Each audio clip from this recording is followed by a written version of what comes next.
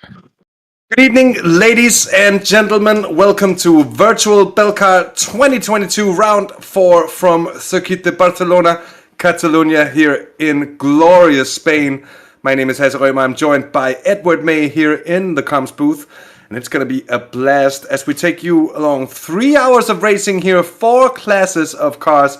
As always, there's no reason to believe that it's not going to be another great race here from Catalonia tonight. Edward, what are your expectations to just what we're about to see here? Well, the circuit of Barcelona Catalonia is a very technical circuit where drivers need to have their setups absolutely dialed in to get the most, especially over a 3-hour race. You can be as quick as you want, but if you don't have the car underneath you to push that entire way and be confident all the way through, you are going to struggle. So this is where we see all the drivers, the work they've put in across all of the practice sessions that have been available to them. This is when it comes good.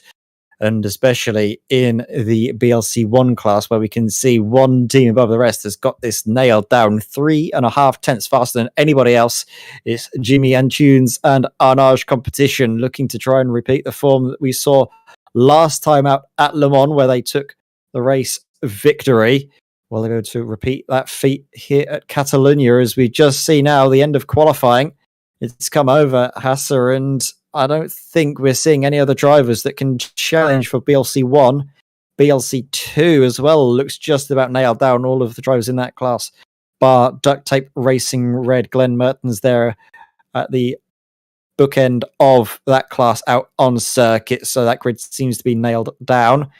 BLC3, always entertaining, isn't it, Hasser? Gun Klopman currently top of the pile in Simtag E-Team, the number 2 car you can see on your screen now. Only ahead by a little bit of Cedric Wouters and Leandro Verla, who I have to say, Arnage Competition, they were a real surprise package, I think, at Le Mans, and they're looking to try and see if they can capture that lightning in a bottle form that they found last time out here tonight. And then BLC4, we noticed actually we've got a few more drivers, a few more cars in that class. CCR is getting more and more popular as ever, and currently we are seeing Thomas Leysen, Flemish Sim Sports Red by Veraco, the 69 car, currently topping that class, but only by about half a tenth down to Nuno Henrique in Arnage Competition 18. But it's all been go here, hasn't it, Hass? So we've seen some great performances up and down throughout the fields in previous races, and I'm really looking forward. We've got so many cars out on the grid. Traffic will, of course, be key here on the circuit that is easy enough to overtake, but not necessarily multi-class. No, and it's not going to be one that the drivers are awfully used to as well, I think, and that might be something to really have to get used to here in the early stages of the race. Just how it's going to go. You mentioned this when we were warming up as well here, Edward, that the middle sector of the track, the left-right combination up the hill, coming onto the backside straight, that's really a section where you can lose quite a bit of time in traffic. And generally, it's many of the corners here, those sort of medium to high-speed corners. You don't really want to compromise your line as well here. So it might be a question of patience as well, and trying not to get hampered, timing the overtakes to perfection, and holding off just that slight bit when you need to, so you don't run on to the back of the car in front. Anyway, here is the grids. BLC1, Jimmy Antunes for Arnage Competition on pole position ahead of Scott McFall, qualifying for Sim District Vibe eSports. Then Jonathan Poulet for Valkyrie Competition ahead of Babo Fallen for Sim Formula Europe. Jeroen Vatlet is in the car for SimWorld.be, fast. He qualified 5th ahead of Gaëtan Ancher. We've got Norwegian Håkon Grepstad in for Ignium Motorsports 7th, ahead of Kenny Heremans for PSR by RPM. Then Maxim Robrook and Jordi Janssens rounding off the top 10. Into BLC2 we go with Christoph Raas and Flemish, the 999 machine on pole position ahead of GT Racing by Renan. That's the car with the time set by Maxime Vandenhove. Benjamin de Pape is in for BCM, racing ahead of Philip Fabert. Then Jean van Limp for Team Alpha Brab, and Ronnie Heyman ahead of Glenn Mertens in the last of the BLC2 machines. BLC3 headed by the number 2 machine, their Simtag team, and Koen Klopman ahead of Cedric Wouters and Leandro Verde. Was very close in qualifying. It might just be so in the race as well here. Stuart Reynolds for Sim District Vibe eSports, and then Matthias Maas for Traxxas, Ben Hicks for Ignium Motorsports, and Matty Sufi in the 867 Flemish BLC3 machine. The last bit of the grid, of course, the BLC4s, with the end of the BLC3 grid as well, with Habosh in ART Sim Racing 2's machine, Milan Phaetons, and then Thomas Layson on pole position in BLC4 for Flemish, ahead of Peter Kuipers in a BLC3 machine, just showing just how close they are. Nuno Enriquez is in 29th overall, that is, for Anage. Then Stefan Kellermans, Joel Demonceau, and Didier Dexters rounding it off there with a 32-strong grid here tonight, Edward. Looking good indeed. Yeah, very good. As you mentioned, there are some exciting prospects here. This front row, very tasty. Scott McFall and Jimmy Tunes making their way through turns 10 and 11. This layout, of course, the historic variant of the Circuit de Barcelona Catalunya, so we do not have that horrible little chicane at the end of the lap that completely ruins the flow. Instead, it's basically white knuckle ride all the way from here, a little lift through turn 12, and then in towards 13 as well. But for now, who's it going to be that's going to get the best getaway? Side by side, Jimmy and Tunes should have the inside line for turn 1, but if Scott McFall can get the jump on the green flag, he's going to be right there with him to try and get the inside through turn 2. Definitely so. It's going to be a late start, it seems, here. Here we go. They're starting to pick up the holding off, Edward. Here we go. They're in Tunes, waiting for the green flag, and it's going to be very, very piled up. And Tunes going hard and defensive there on the inside. Super run there for Jeroen Badlet, who's going to be challenging. And look at the Porsche Cup machines all the way up through. Scott McFalls lost a lot of positions there. But look at that. Oh, a bit of a contact there between the 999 and one of the BLC ones, but I think they all made it through. Oh, Cher, he has lost a lot of positions. A bit of a chaotic start, Edward. And Christoph Raas, shut up, dude, has now been punted off. And the 999 in trouble early on here. It was going a little too smoothly there. He was flying along, mixing it up with the BLC ones. That didn't last, I'm afraid. Apart from that, I think, as I was about to say that, Edward, to where they need to be, and we just saw exactly that. It turns in just the rear end, threatens to go. Nicola Hegner using the straight line advantage of the M4 machine he's got underneath him to great advantage. Look at that, already up into the lead.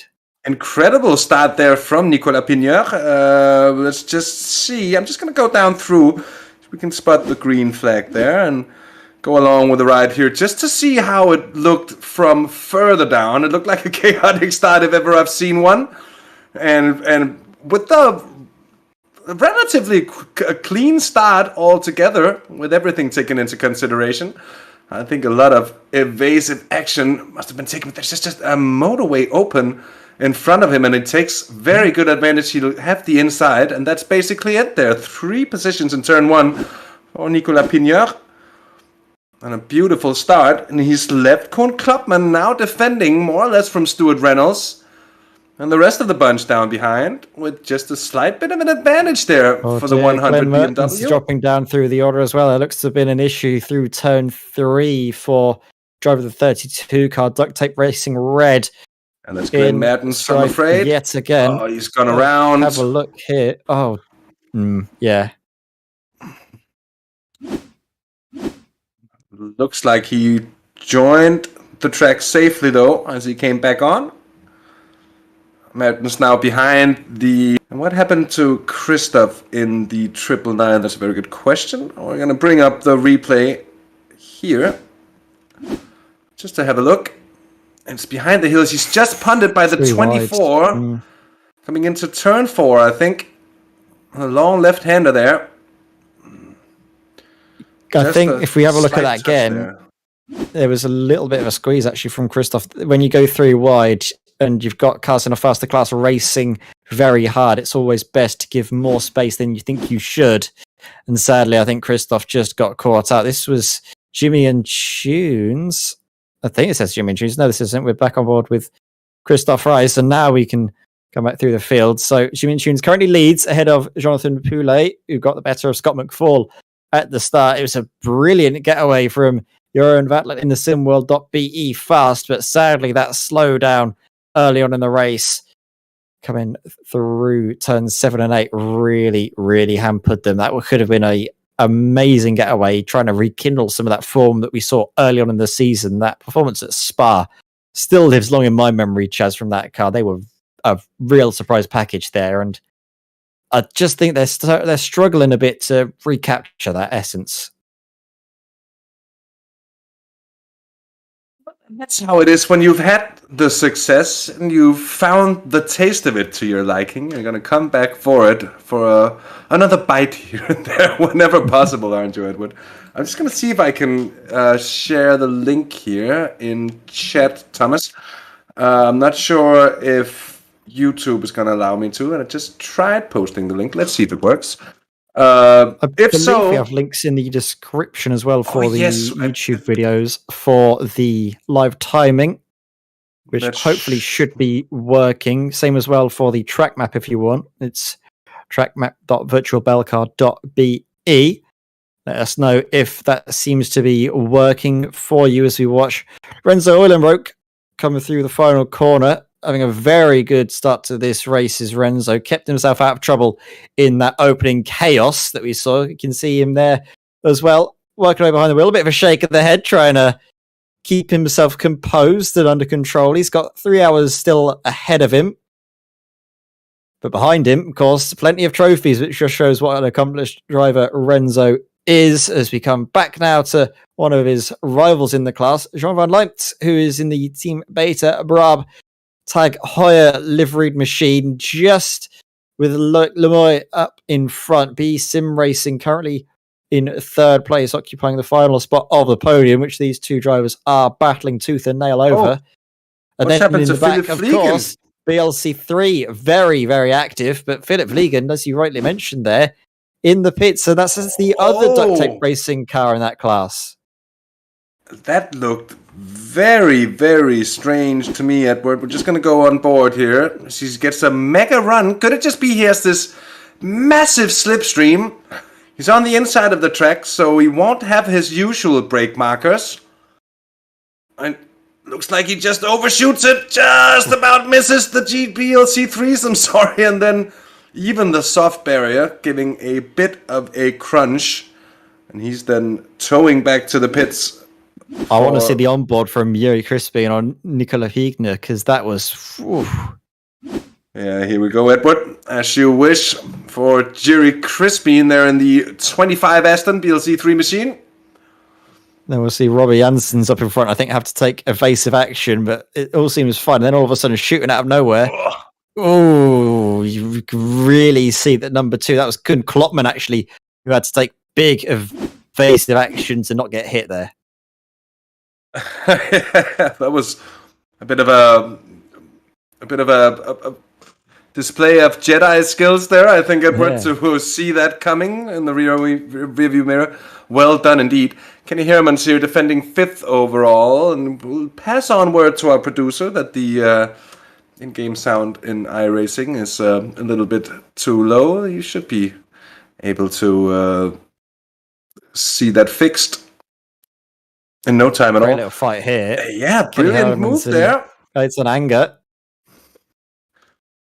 Oh, it's a newcomer, isn't he? But okay. It's an anger for Valkyrie Esports rookies. I don't think we've seen him all season long, but he's trying to adapt very well. A bit of a flash of the headlights. Not sure if that's going to give him the extra 10 or so horsepower that he needs to get ahead of the Audi.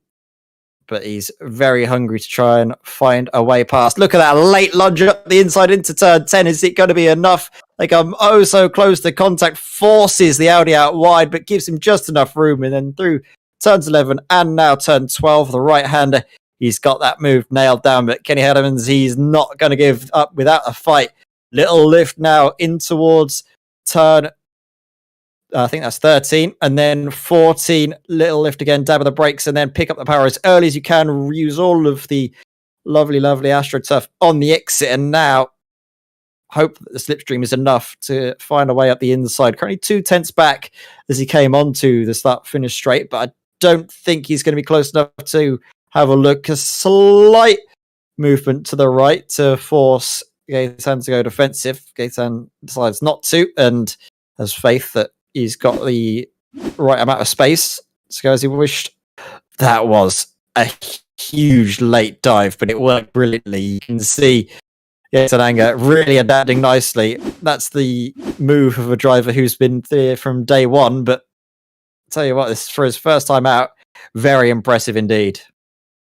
Oh, Jerry Crispin just with a touch of the Anage competition BMW ahead. That spins him around as it unsettles the car through the hairpin. And now he's got it rolling again, of course, but he's going to have lost himself some precious track spaces. He's down in 7th now in class. Still led by Nicolas Pigneur. And Anage competition getting that brilliant run off the line. One of the best starts we've seen this season so far.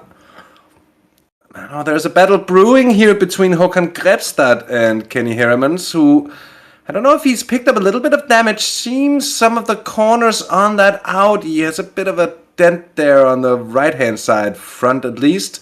Might not be enough to really hamper his performance, but he's ever so slightly falling off the pace of Gaetan Anger, and Håkan Grebstad seems to be catching up as well. He'll be hoping to settle in to his rhythm. Kenny Heremans, for the remainder of the opening stint here, we've been racing for 10 minutes of a total of 3 hours to do here. As always, of course, we've got the legendary 24 hours of Solder coming up in the month of December as well. A bit of a switch of positions here.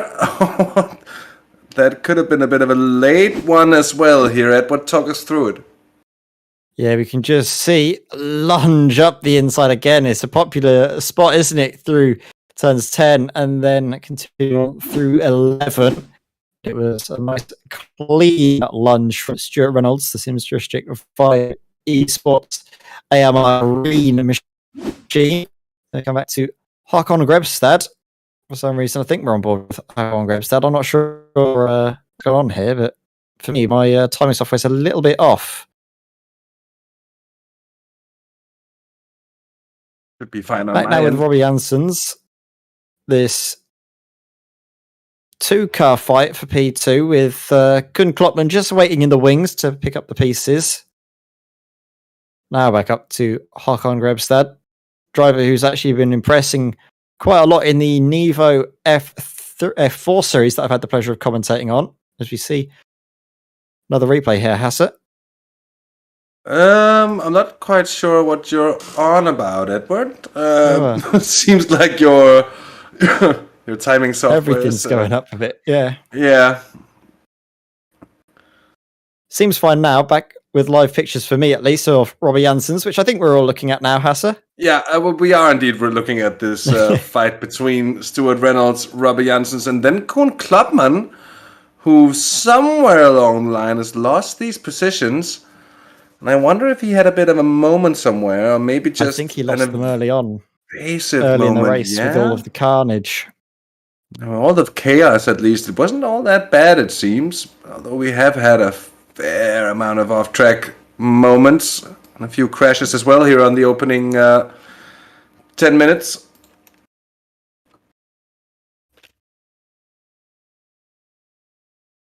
Looking through all the classes, I think this is the closest fight. We have got a little bit of intrigue, I think, in the BLC 4 class. I think is that Kenneth Rankin in a bit of a scrap with, I think, Joel Demonceau. Yes, Here we go. Fight for third place in BLC 4. We don't tend to follow this class too much, but they're the ones that have to struggle the most with the traffic because everyone's trying to get by, and they need to make sure that they lose the least amount of time while being as cooperative as possible. And as that open the door all of a sudden for Kenneth Franken, who looks up the inside but has to back out just for the moment. That Hyundai is a very popular car at the moment, though. Balance of performance great run here, though. He's going to sail past. Right out of the corner. He's going to have a very easy time now, and I don't think Yoel is going to fight that one too hard. Then also concedes third place for the moment. He's going to have a little look up the inside, try and take it back. No, not quite. Oh, but Franken goes deep here in turn 1. He's going to compromise his run through 2 and into 3. They're going to go side by side. A slight bit of a netcode there. And the BLC ones are going to be seriously held up here with this fighting. Already now, the chaos of traffic, 14 minutes into the race, and it has well begun in here. Franken, I think, drew the shortest straw of the two here as Demonceau comes out ahead. All of them are still alive. There comes the Flemish BLC2, the Porsche as hell. The Porsche as well as hell, it's coming through it indeed, but that's not exactly what I meant to say. Sound is back, that's very nice to hear.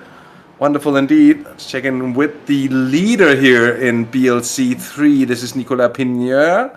He's got Stuart Reynolds, Robert Janssens, and Koen Klopman on his tail. And we spoke about this before the race, Edward. Do you reckon a team like the Simtech E-team here would be willing to sort of trade a bit of their early race pace here for just trying to conserve, especially the front left tire, which traditionally takes quite a beating here on this track? Maybe, to see how the car fares at the end of the stint. Of course, on every pit stop here, you do take tyres in these GT4 cars as it's done at the same time as the fuel. So if you do a full tank of fuel, you can easily fit all 4 tyres in that space of time. You can afford to be a little bit harsh on them. I think Koen's going to be just happy to get towards the end of this stint because of that sort of left front damage that he's trying to nurse. For a moment, we thought there, I think, Hassa, that Stuart Reynolds was going to try and take advantage of the faster traffic getting past Nicolas Pigneur, but for the moment, it seems that he's content to stay behind, and maybe he's content to stay behind because of the fuel-saving game, looking to see if he can eke out this first stint a little while longer and have a shorter stop at the end of the race and try and win the battle off track in the pit lane battles. That could be where we see this race being won or lost. Big lift and coast there as we just heard the engine note in towards turns 10 and 11. Very, very tricky indeed. You want to stay as far to the left as possible to open up turn 12. Some drivers prefer to take this in 4th gear, others in 3rd. Drove around here in the Aston Martin GT4 not too long ago for a league event I was taking part in. It is a beautiful bit of kit, I have to say. It's really nice, and actually with the dab of the brakes off of the exit here, that BMW is starting to struggle. Are we going to see Sim District Vibe Esports take advantage? No, he's not. He's happy to sit behind the M4 for now, and actually almost seems to be bump drafting him. That certainly looked like a slight bit of a bump or two there down the long start-finish straight. And just confirming the point you made there, Edward, that these drivers will be pretty content with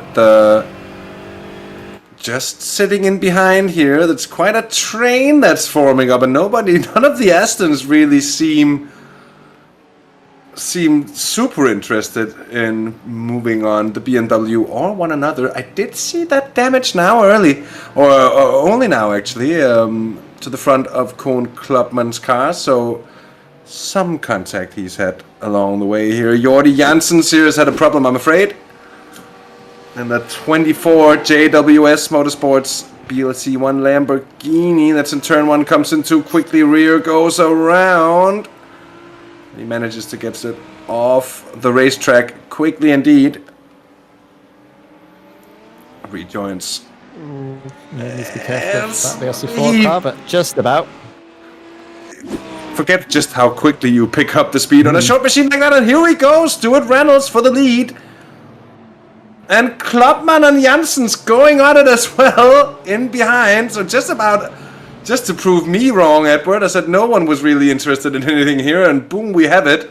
All of a sudden it's kicking off with all of the fighting to be had here in BLC 3. Let's see just how he got it done here for Stuart Reynolds. It's into the hairpin again, but this time there's no love lost between the two. I looked more like Stuart Reynolds actually being a bit opportunistic. I think it was more the fact that Pino actually outbroke himself by the looks of things in towards turn 10, and he was just there to say thank you very much and went through without too much fuss. We'll see though how that affects the cars in behind, especially now with the leaders going through to lap the BLC class for the first time after only 19 minutes of racing. Shows the difference of pace. Yeah. And Toons, there we go. Teammates being very kind to one another. Arnage competition. The 100 car getting out of the way for the number 1 has started to open up this fight just a touch and given a bit more breathing room to Stuart Reynolds ahead of Nicola. You can see there a bit more space between the first and second in BLC 3. But look at this scrap while dealing with traffic. Flash of the headlights from Angers. Ooh, what a bit of a touch. Door bang, and Jimmy and Tunes, he's going to be... Oof. I don't know where Jimmy and Tunes is actually in all of this, but he's certainly looking on. He's well ahead. Jimmy and Tunes, this was Gaetan Angers, I think, in the Valkyrie eSports Rookies machine.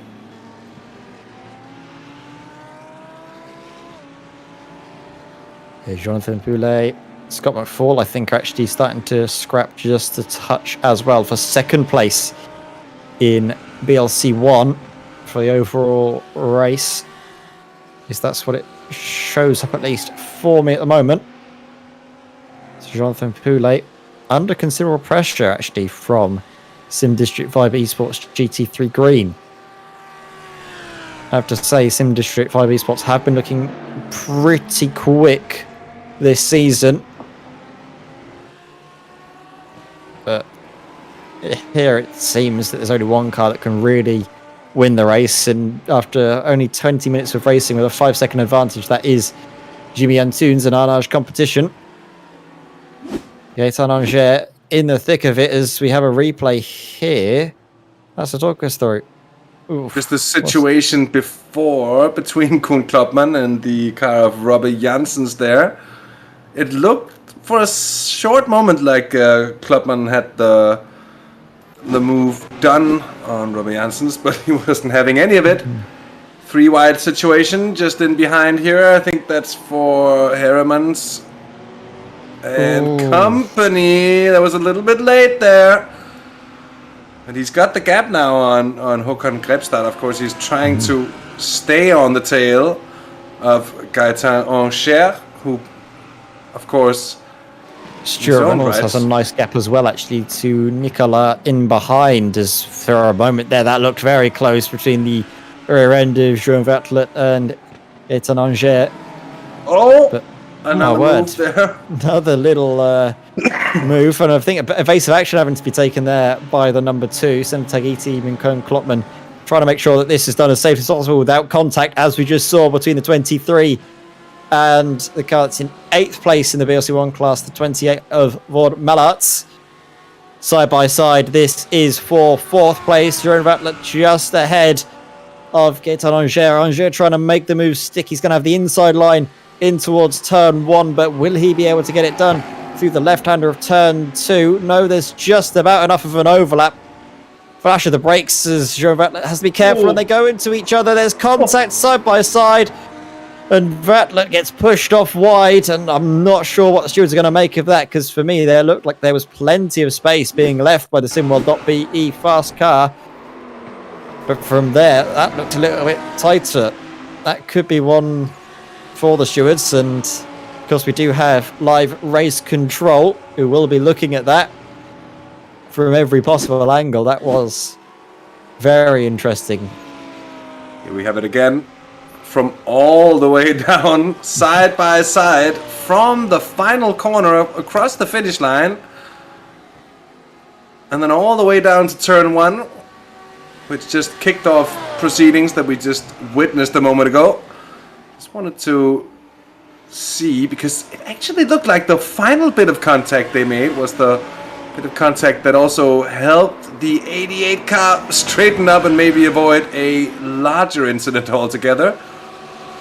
I think in the grand scheme of things that would go as a close call, except for the fact that either of the cars in a situation like that easily picks up, if not aero damage, then even an unlucky hit on the suspension, and you're gonna feel that wobbly suspension for the rest of the race unless you take some costly repairs. Indeed, Jean van Limpt has had a bit of an issue as well in the number 9 car here for Team Alpha Brab. He goes over the sausage curb, the car bounces and takes him across the track. He gets it going though. Nice little pirouette.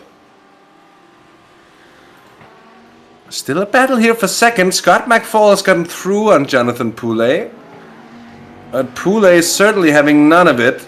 Got held up a little bit there. That must have frustrated Jonathan Poulet, to be honest. And here comes the move, actually. Just happened. Oh, he got massively held up by the slower traffic there and just sneaks up on the inside through turn 3. And it's a done deal, even though there's a bit of a look there from Jonathan Poulet. That's not going to be enough for him to grab any positions off of anyone there. Koen Klopman back ahead of Robert Janssens, now chasing down Nicolas Pigneur, and it's Stuart Reynolds in the lead here with a healthy advantage of about 3 seconds. I say a healthy advantage because it's been really close so far here in BLC 3, as we've seen in the entirety of the season so far, Edward. It's been really good, and it's certainly not disappointing us tonight either.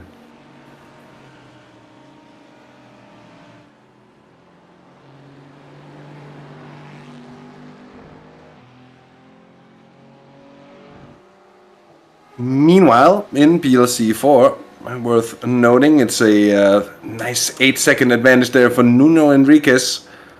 An Anage competition in the 18 car ahead of Flemish, who was in pole position there with Keanu Bourgagnon. Then Kenneth Trunken and Joel Demonceau. Well, great, there's a bit of an issue here for Edward May. He's going to be back with us in a short moment.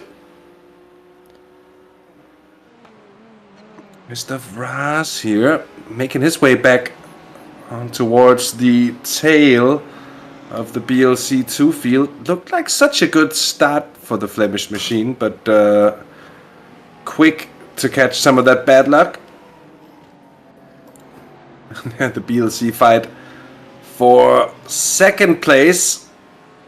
A bit of intervention there from the BLC1 machines, and then a send from Koen Klopp at the inside there on Nicolas Pigneur, but he keeps a nice bit of speed with the wide line around the outside. Manages to keep himself ahead, but seems like the BMW wears the tires that little bit harder than the Astons here. That's at least my interpretation of the opening 27 minutes of racing here. Just about half an hour done from the 4th round of the virtual Belcar series. Here comes the send, late, not necessarily great. Pigneur's not going to be loving that for a single moment, that much is certain. Just want to check. Don't think there was contact between the two, but hard to say. We're going to get it from the outside. No, just a bit of evasive action there as the late send came in there.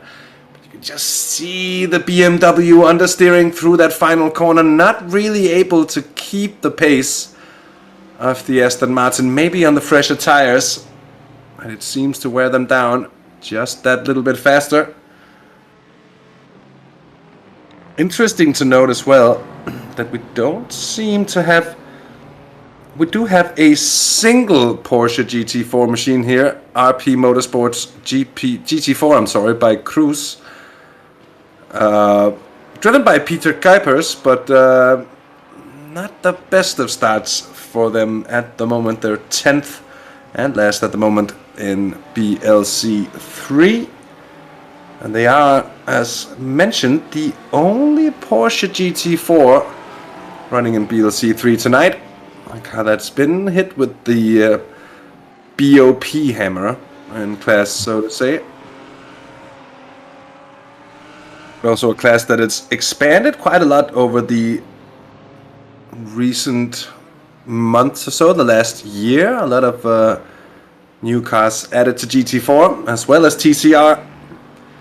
So Clubman and Simtag ET in the number 2 machine now up into second place.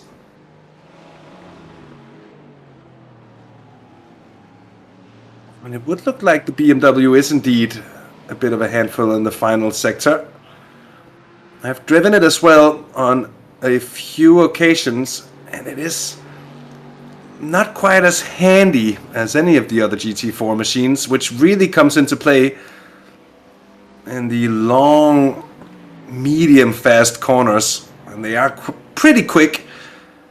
You can just see it, Aston back there. Robert Jansen's really carrying the speed through, and it sounds like Edward May is back with us here.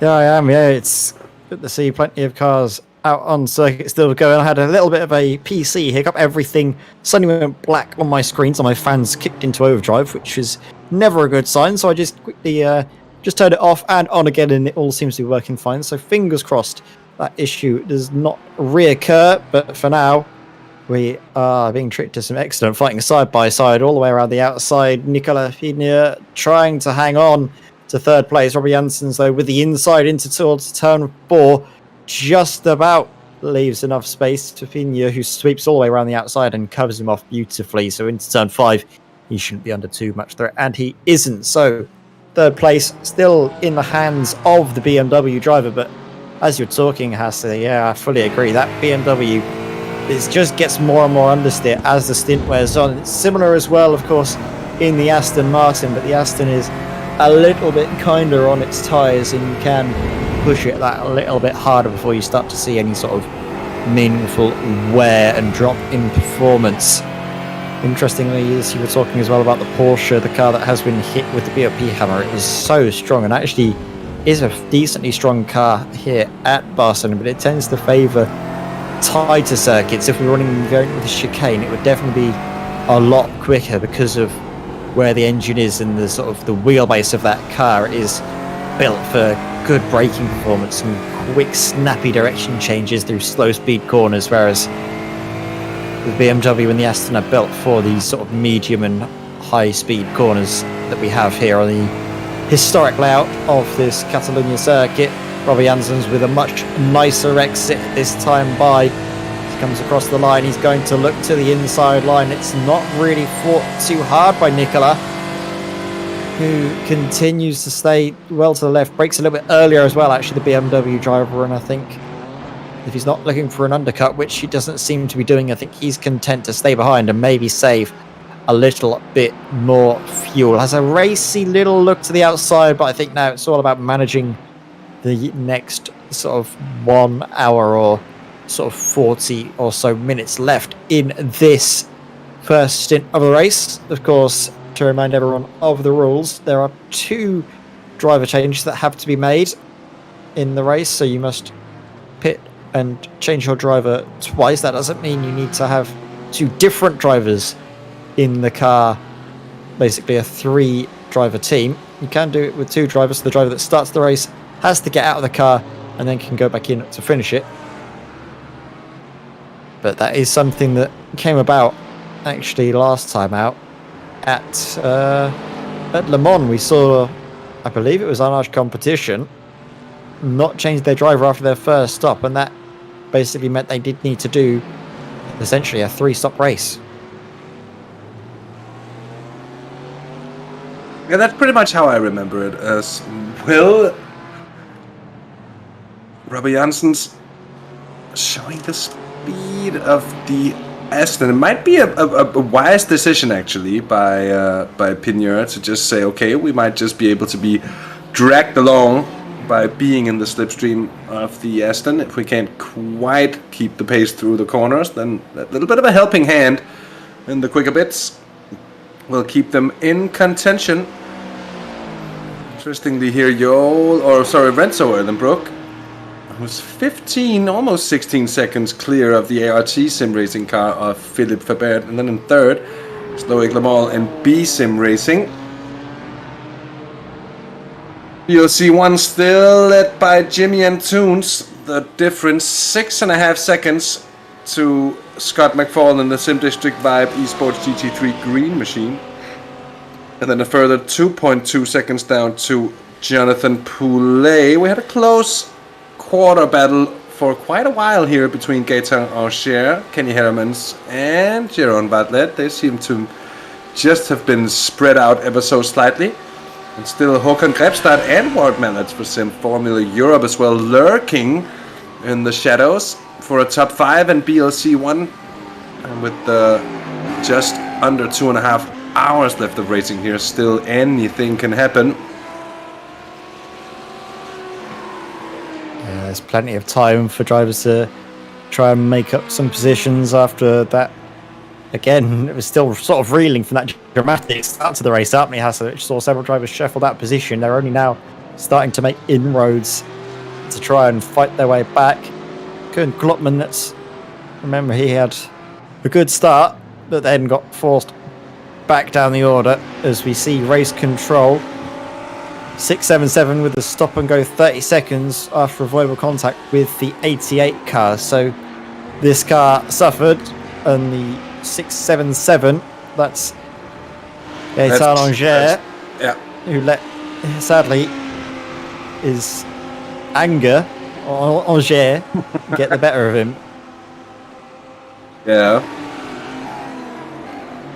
I was about to say something about don't look back on anger in that way, but couldn't quite coin the phrase. And by the way, let's just leave Oasis wherever it was left in the 1990s. But yes, indeed, a penalty for the Valkyrie eSports 677 car. They're coming in. Oh, that's a bit of a feisty pit entrance here from Gaetan Ancher.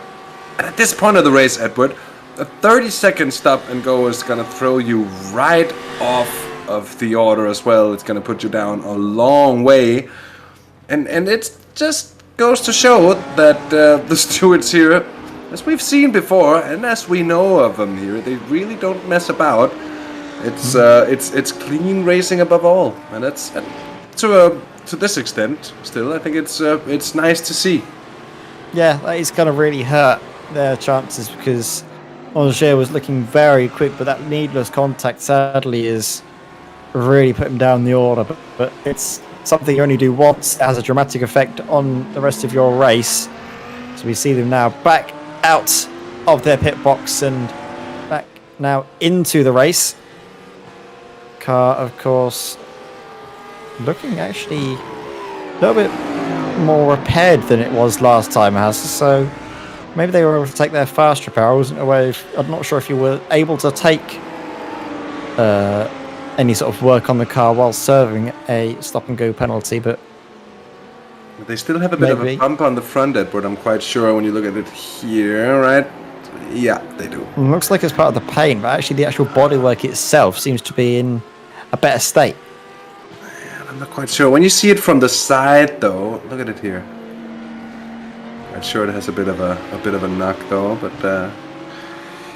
yeah, we'll see. I mean, they probably should be able to take the fast repair, but that also, I'm not quite sure how it is when it's a league race, because normally, if you've been giving a stop and hold penalty, then if you do any work on the car, it's going to add extra penalty time to what has been given. But I'm not quite sure it's the same in a league race like this.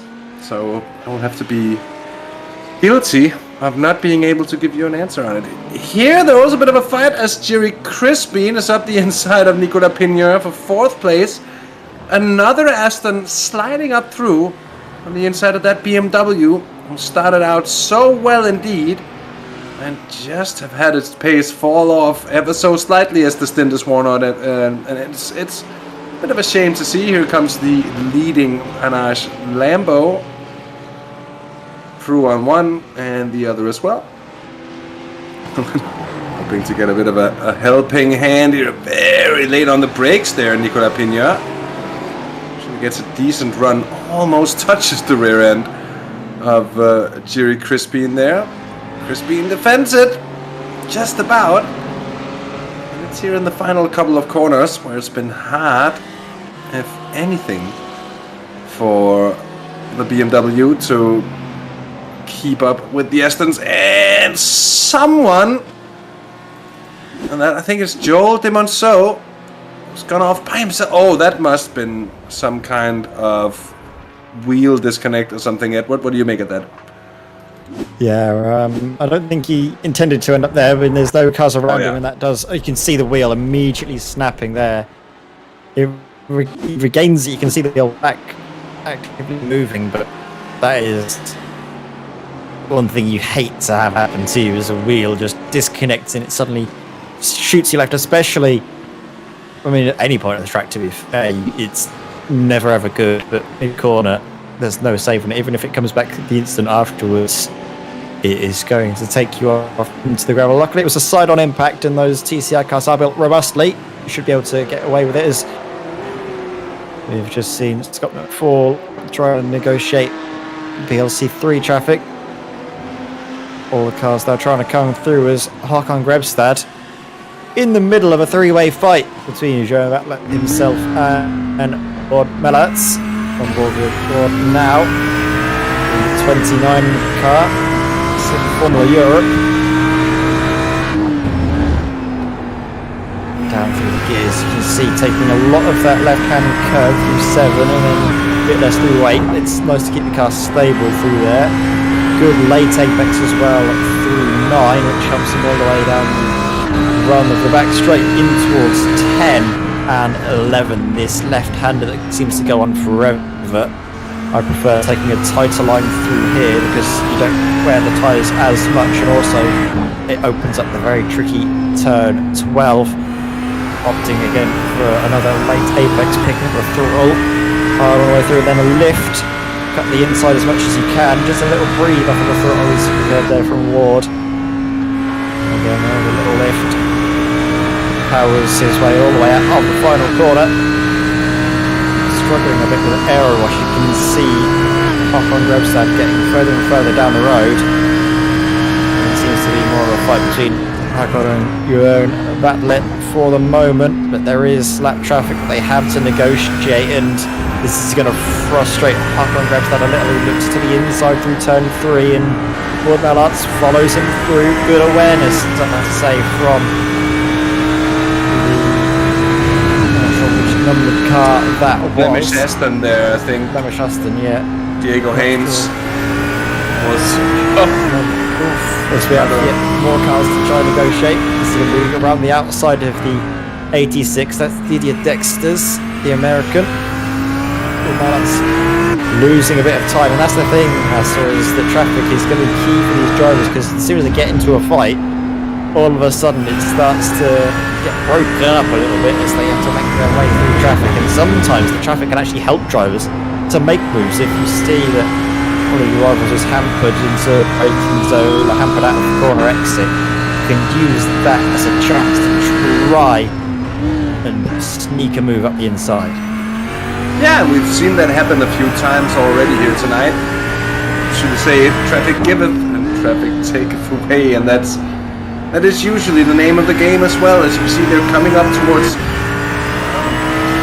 couple of BLC. That's a TCR machine, actually, 2 TCRs. Or is it a BLC 3 and a TCR? Oh, someone's had a Hamilton moment and a bit of in.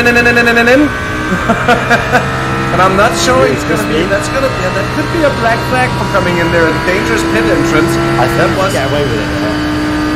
But exit iRacing police but the on more than pit stewards, that was quite in. It came across in front of traffic as well. that was a little bit I of think a as long as you don't cause situation. someone to brake, I think the rule is usually fine with that. As long as you don't cause someone to take evasive action, I think Yuri about got that right, and now he's given up control, and now Cedric Wouters will take over, doing one of their 2 driver swaps, so their next pit stop will also be their likely final pit stop, but quite early actually for Traxxas by JWS Motorsports to be coming in. Usually a full tank of fuel will get you, I want to say, about an hour and 15 minutes, hour and 20 minutes in these things.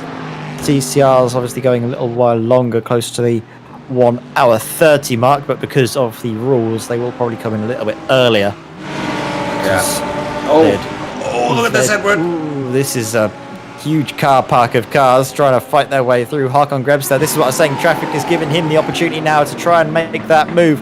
Looking all the way around the outside, is he going to have enough of an overlap through turn 12? No, he isn't. He's going to go defensive to keep the 28 of Wout Mallarts in behind, which he's able to do.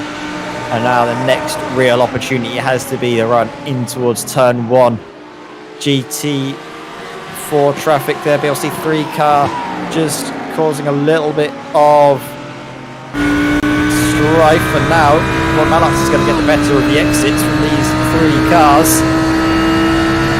They're not going to be close enough to make that all-important decisive move up the inside into turn 1. A little look from Hakan, but it's not enough to really threaten that front. BLC's 2 car now ahead. Looks to be Philip Verbey, 55. They're going to go all the way around the outside of Wout Mallarts in a tricky spot now, just because that car's going to be right on his inside throughout the apex, and Hakan Grebster, he's trying to find a way around the outside to get the inside through turn 5, but nothing doing there. Has to calm it down a little as we make our way through the second sector, which is a nightmare for traffic. You can see both of them coming into the inside, but actually all of a sudden in hand of it as the windscreen wiper goes toward Mallarts. Oh my word, and that's close. It's too close. Wout Mallarts really cheeky looking for a move there. I don't know if that was the right plan, because he's lost a lot of ground. So Hakan Grebster, this lap has been so hectic. We're going to carry it on, because you can just see how difficult it is for these BLC 1 class drivers to make their way through without losing any time. Yeah, this certainly is a lot more hectic on board than I had been expecting it to, compare it to other cars. Is that a blown engine? That it looks to me, Edward May, that's Hakan Grebster in a blown engine after 46 minutes of racing here. He's going to come into the pits crawling. And that's a major issue for Ignium and the Norwegian. Luckily, it was the second to last corner, so he was able to get into the pits and not losing any time. He will need to, of course, hold the clutch down and hopefully can coast into his pit box, but that is a huge moment in this race. We're going to have a listen, actually, if we can, to see if the engine is completely gone. Seems to be fine, actually. You can hear the engine note there. You can just hear it through here, so I don't think it was a matter of a blown engine. I think he was lifting off, potentially just to come into the pit safely, but also to back up. I think it was Robbie Janssens. He was no, it was Stuart Reynolds, actually. Yeah, it was the class leader in BLC 3. I think he was doing that to back him up in towards that battling trio of cars. So I think everything seems to be right in the world of the Norwegian driver that is now, of course, handed over to, I believe, is it Maxim Rubuk now taking over? Or no, is it the Hungarian driver, Gergo Baller, currently in that car now coming out of the pits. I'm probably butchering that name. I'm not sure how you would pronounce it, Hassa, but Gorgo? I'm not quite sure. Hungarian, I must admit, is not quite my strong page. The best of my Hungarian goes with the old Monty Python sketch about Giving directions to the railway stations and such. Anyway, that's a good one. I'll just call him the Hungarian. I'll do the 197. 197 where he, was it Fredson? Was it Fredson that was very angry? Oh, it was Villeneuve. It was Villeneuve, yes, the Canadian. The Canadian. So here we go. One. The Hungarian. The Lamborghini number 26. Gotta go Ballo. Gotta go Ballo. Or was it Ballo? I think it's Ballo. I'm not quite sure. I must admit, I'm not quite sure. So, well, any help we can get there in chat would be appreciated. Let's go Balog for now. Until we're told otherwise, we'll stick with Balog, who's just been having to get out of the way of Scott McFall, who's trying to keep in touch with the leader when they make their driver change, because the strength of this Sim District 5 eSports GT3 green car is the driver lineup they have. They're both so evenly matched on pace. There isn't one driver you would call quicker than the others. As Peter Kuipers, just the tap of the grass on the exit of the final corner into the tyre barriers. It's not done too much damage to the car, but he's stationed because he has to wait for all of the cars to go past before he's able to rejoin the circuit without hampering anyone. So a good, clean, safe rejoin. Very smart stuff there from RP Motorsport GT4 by Cruz. Peter Kuipers with very, very good stuff. Class act there, making sure he rejoins safely. Yeah, definitely so. And of course, it was a broken gearbox there for Håkan Greipstad. He'd taken a gear too many downshift. And my live timing software has crashed. So that's nice. My best to I can tell you, Hasse, while you try and fix that we're currently following Scott McFall. Yes. Who is, as we've been mentioning, trying to chase down GBN Tunes, or at least keep that gap as small as it can be. Both those drivers in the Lamborghinis. There isn't a car advantage one way or the other. It's just straight up driver against driver, and which can really navigate the traffic best, I think, is where we can see a majority of the time being lost or gained here at this moment in time, with a big grid. Plenty of cars for them to try and negotiate throughout the course of this race. Run you through the fastest laps so far in the race.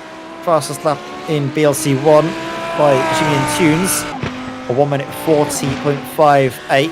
The context of the lap times they're doing now, last time by Jimmy and Tunes did a 41.23, so a very quick lap there, not too far off of their best pace. Scott McFall's best lap time was a 1 minute 40.77.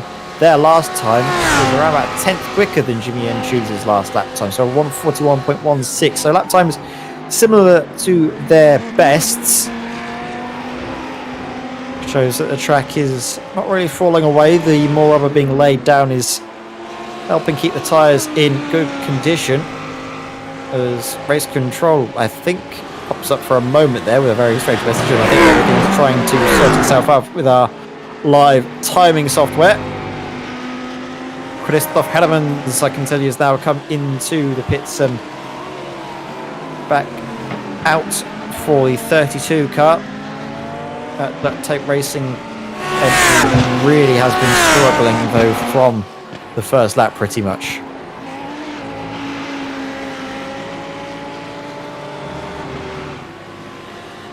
And with the live timing software back and running, we should be able to look at some other drivers. Yes, indeed. Here we are. Interesting.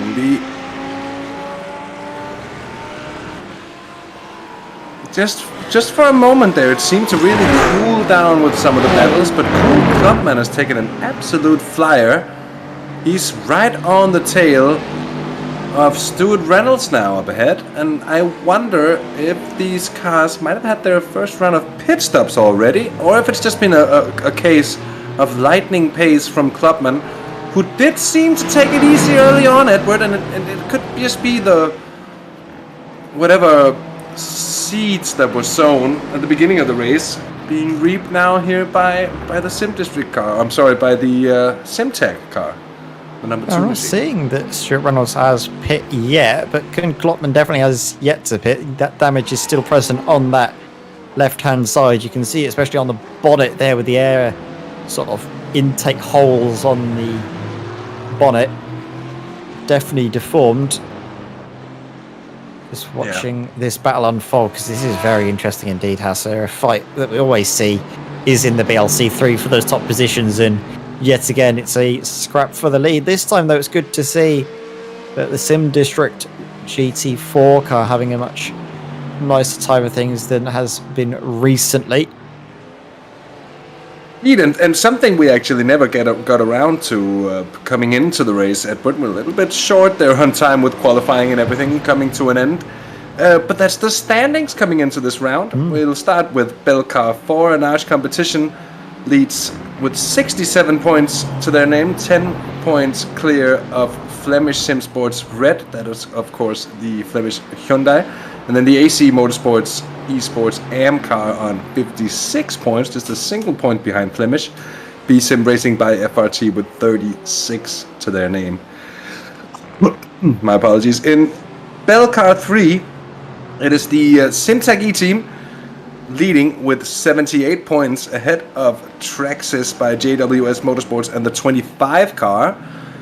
53 points to their name. The 100 Anash BMW with 36 point in third, just 4 points clear of the 23 Traxxas by JWS Classic Cars. And then the Sim District Vibe Esports AMR GT4 machine, just a point clear in fifth ahead of Ignium Motorsports Spark. In Belcar 2, it's the 55 machine of ART Sim Racing leading Flemish Sim Sports Yellow. They lead by 12 points, and another 15 points down to GTE Racing by Red Ant, but this one could be a bit of a mix-up here in Belcar 2. Duct Tape Racing 3 points behind GTE there in 4th place, and another 2 points to B-Sim Racing S. So quite a close battle still in the top 5 there in BLC 2. In BLC 1, by the way, it's an Ash Competition, the number 1 car, with 72 points. Ahead of Valkyrie Competition, who's amassed 56 so far. Sim District Vibe close in third there with 49, and then another 10 points down to SimWorld.be Fast. SimWorld.be Rapid is in fifth with 20 points, tied at the moment with Sim Formula Europe. So that will be one to watch as well, or what is provisional fifth at the moment. This fight's still been brewing on in the background while you've been going on. Klotman waiting, lurking in Stuart Reynolds' rear view mirrors for the past few laps, as we see now, a Valkyrie competition car just trying to make its way through.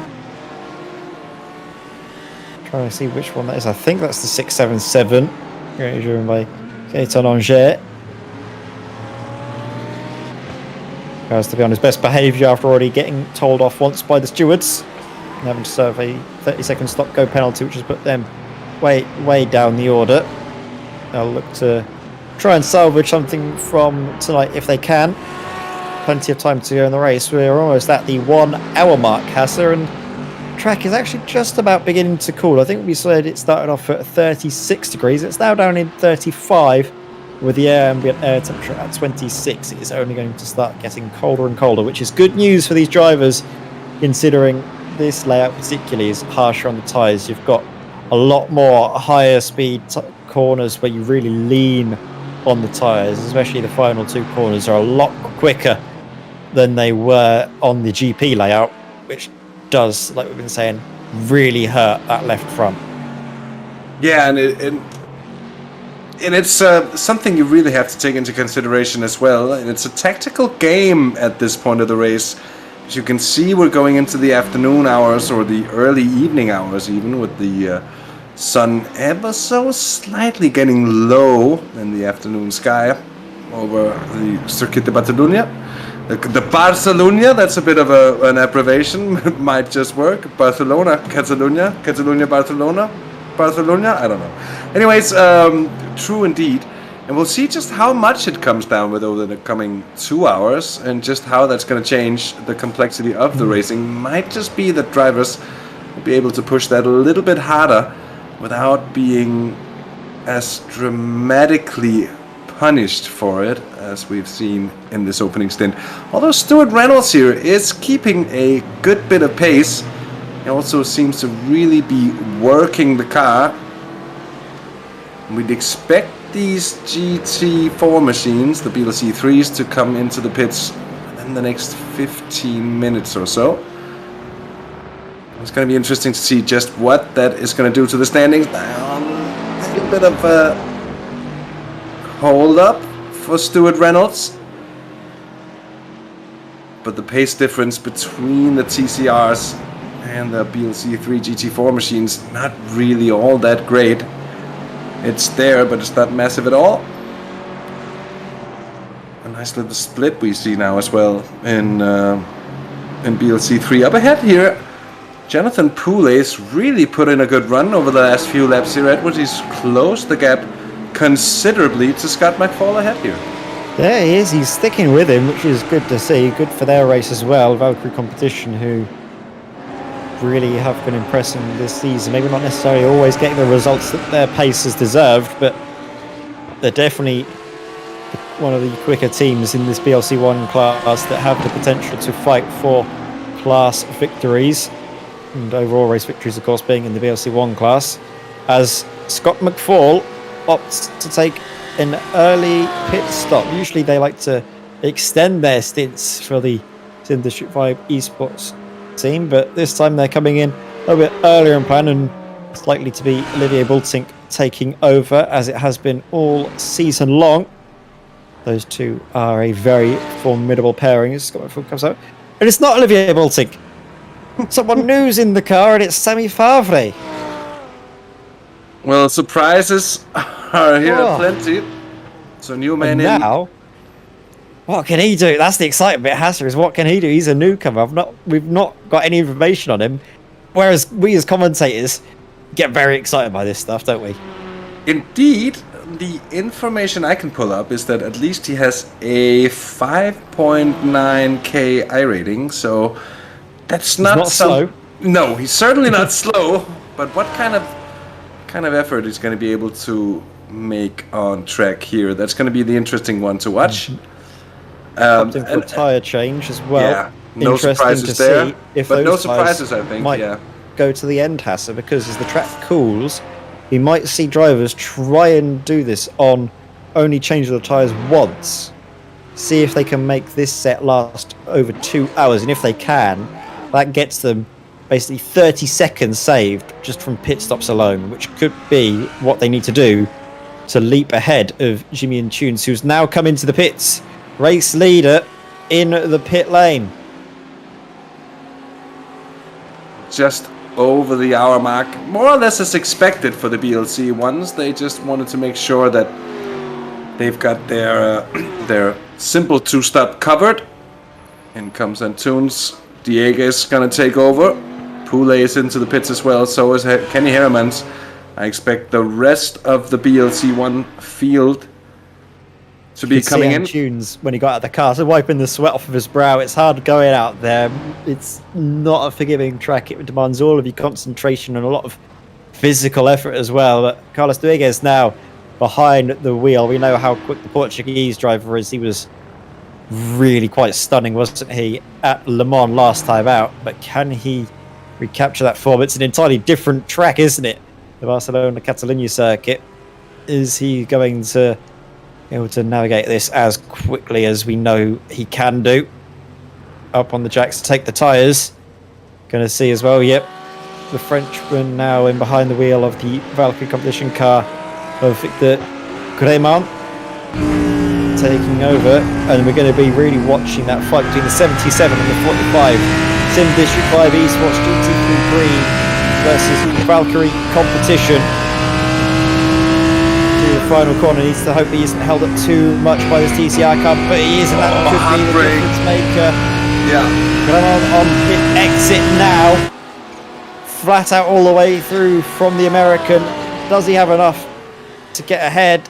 No, I don't think he will. It's going to be close, but not close enough for Sammy Favre to make that move stick, and has to stop behind, and now finds himself in third position. That traffic really did hurt him. The moment of heartbreak there, and you could just feel how Sammy Favre just wanted to get on the throttle, and he just couldn't. But I think that might just have been the difference between the two in terms of getting the position or not. That piece of traffic that must have cost him at least a second is now right on the tail of Victor Kramer, who needs to find himself in the car. That's how it is with traffic, though.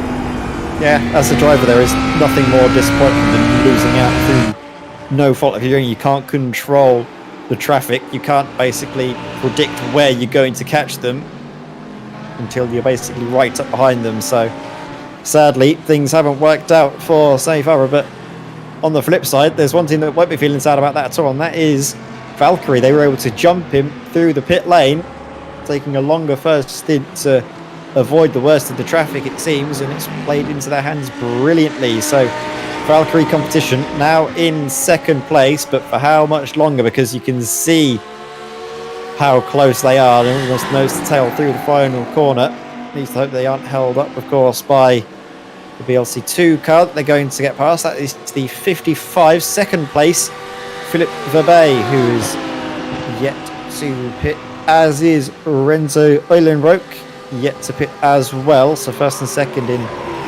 BLC2 yet to make their first of two mandatory driver change pit stops. Victor Kramer has to adapt quickly to the car while also realising that he's got to maybe start to think about defending from the car behind, which is never easy when you come into the car in these endurance style races and immediately have to defend. No, that's kind of what you never want to be thrown into, is a hot battle like this. Oh, that is a wild scent to get past as well there from Sammy Favre, who forces his way through, and it's on the BLC 3 machine. I think that was the 23 JWS. Sorry, it's certainly not. Here we this go. one. Actually, if you go back to that, Sammy could have a run here if he's able to time it nicely through turn 9. He might be able to get a run in towards turn 10. He's close, but not close enough. I just saw it was the Ignium GT4 car that was just hampering slightly Victor Kramer through no fault of his own, of course. It was nothing he could do. That Ignium GT4 car almost played perfectly into the hands of Sammy Favre, but it wasn't to be. Now, nose to tail through the final corner. It's all about the corner exit. Dirty air affecting the Lamborghini behind. You can see it was a little bit shaky on the exit, very close to the grass, and the gravel on the exit of the final bend. And as such, not able to be close enough to send a diving move up the inside in towards turn 1. But the closing speed on the brakes is immense, piling the pressure on. A bit of a blink out as well, actually. That's going to be concerning. A long blink out there. That could be slightly worrying for the drivers there, not knowing exactly where that car is going to reappear. Not what you want with traffic as well. No, certainly not. Certainly not. It's always a bit of a hat in the mouth moment whenever cars in a close vicinity like that start blinking. So far, Victor Kramer doing a brilliant job of defending. And still that 0.3 of a second. Sammy Favre just can't seem to get that run. Taking a little bit too much of the sausage curb there. That it unsettled the car too much, but I think it just took out a little bit of speed. And he'll be trying to build the run here from turn 11 and through that final sector, Edward. Trying to set up the moment and the move into turns 1, 2, and 3, which has been, apart from turn 11, of course, the favored overtaking spot, so to say. Here we go through that final sector, but for the BLC1 machines you already see that aerodynamic dependency, just how the car behind seems to struggle a little bit in terms of grip, following very closely at least. Here we've got a problem now, Edward, for Cruz Franken.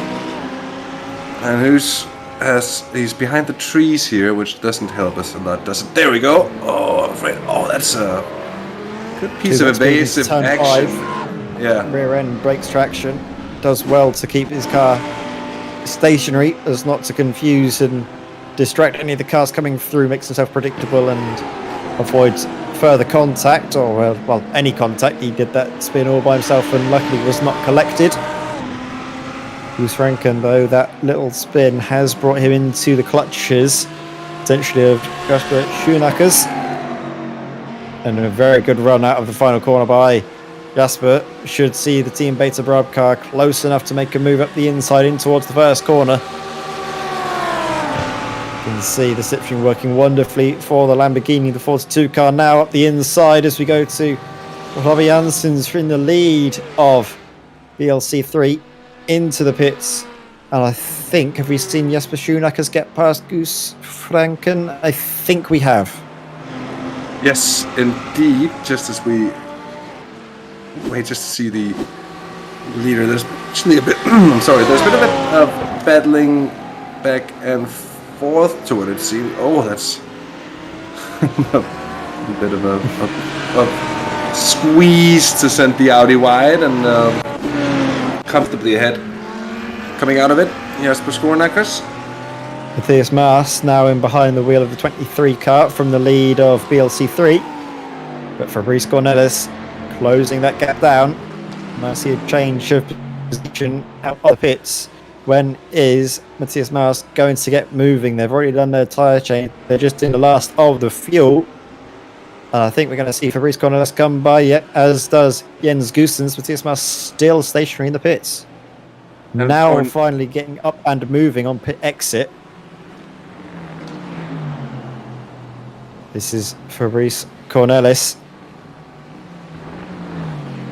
Currently you can see him there on the... for some reason my software is throwing a little bit of a wobbly. Here we go, Matthias Maas now. And now Fabrice Cornelis. We saw shots of him earlier on the webcams of him working very frantically to keep Jens Gustens behind. There we go.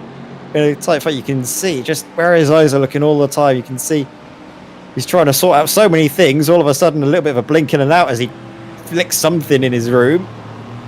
Doing so much all at once. It's amazing when you get a visual picture like this, Hassa, to see just how many things the drivers are having to juggle all at once while having to fight out on track. Yeah, I think we've all tried it in the middle of a sim race. Something happens with something around you and you have to fix it while driving, and it requires that kind of multi-focus that not everyone seems to have. Here's Cedric Wouters, by the way. He's only 5 seconds off of the two leaders, so certainly still in with a shout. All Aston's first through 5th at the moment in PLC1. Thomas Stockmans has taken over for an Irish competition in the 100 BMW. We'll see how he fares along on his stint, but it didn't really seem like the track favors the BMW, as we've mentioned before. Victor Gramin still ahead of Sami Favre, but only just. To be honest, it's not the biggest of advantages. They are just about keeping touch with Carsteges, but if they start fighting, they will slow each other down, so they might need to start working together. Carsteges is only 7.5 seconds up the road, and with 1 hour and 50 seconds remaining in this race, plenty of time to try and make up that ground. You saw the interval go down on Gieges just a second ago, but I think just a moment of traffic. These two doing a pretty good job of not battling it out too hard. I think Sami Favre was looking, okay, am I going to be able to get through, yes or no? And if no, then sort of just try and hold back a little bit as we see a round of pit stops for the BLC2 cars. Of course, including class leader Maxime van den Hove. Yeah. Renzo Ollenbroek Yeah. conceding position. Or was it Renzo or was it Jol It was Renzo. I was quite sure it was Renzo without being 100%. It said Renzo in the graphics, but we've been fooled by it before. Here, Sami Fabre is going to look for it. But it's not going to be close enough. To me, it seems, Edward, he's content with holding off for the time being, saving fuel. Maybe his tires as well are charged later in the stint here. That might be a sign that they're actually looking to conserve the tyres even more than that just till the end of the stint, but looking to conserve it potentially into the next stint. They will save a lot of time by doing that, and they are actually bringing down the interval to Carlos Rodriguez as we speak. That gap now under 7 seconds, closest they've been all race long, as Jens Goossens has a great shot of several cars battling it out and slowing each other down, and slowing down the race leader in BLC3 as well, Fabrice Cornelis, who's forced wide all the way through turn 3. So this is going to potentially open up a move down the inside for Jens Goossens in towards turn 4. He's closer than he was previously, but not close enough for a late lunge. You can see as well the Ignium car now looking to go around the outside through turn 4 to get the inside through turn 5. Very smartly done by Jens Goossens to give him the space and get that late apex to find a way through. Knows that, of course, that number 2 car is going to get hampered big time in towards 7 and 8, which could see him gain a lot of ground and maybe even get a good run through turn 9 in towards the place where we've seen plenty of moves being made, as to turn 10 is a real action zone so far this race. Yeah, certainly it seems it's where you can get that run, and especially for the BLC3 machines, we've really seen a lot of action through that middle sector and into the final sector as well. A lot of opportunistic moves being made, as we so often see in racing like this, because you need to be on your toes and ready to pounce on whatever comes up ahead of you in terms of the traffic, as well as we see it's Fabrice Cornelis. Almost costing dearly for Jens Goossens and the Sim District. Jens had to get onto the brakes and avoid that. That was really cost him a lot of time. You can see already that gap now 2 seconds between Cornelis and Goossens. Here we go again. Heavy on the brakes and down a gear into third there. Absolutely right, you are, Edward May. That was a costly moment, although a full frontal contact in a situation like that could have been much, much worse. When all comes to all, 2 seconds lost is something you can relatively easily manage in a race like this. A heavy impact on the front, something quite different here. Franken is chased by Jorn van den Akker at the moment in the battle for 8th place in BLC1, and we still got that battle going on for 2nd as well, although not a lot seems to be happening at the moment between Victor Gabin and Sami Fabre.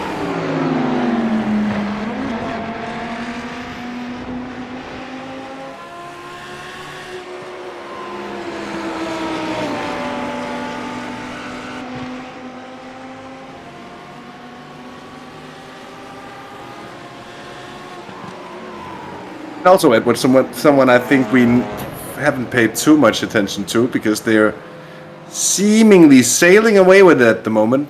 Now with Nicolas Rubelar in the car for the 18 Audi and BLC4, a dominant machine it's been so far this season. 26 seconds clear of the Flemish machine in 2nd. Into the pits come Ben Hicks here for Ignium, and is it their first stop, Edward? I can't see. I've had the timing software. No, I can't see if that's their first either, to be honest. I've had a few moments where I've had to reset and rejangle things, so I'm not sure if that is their first or second.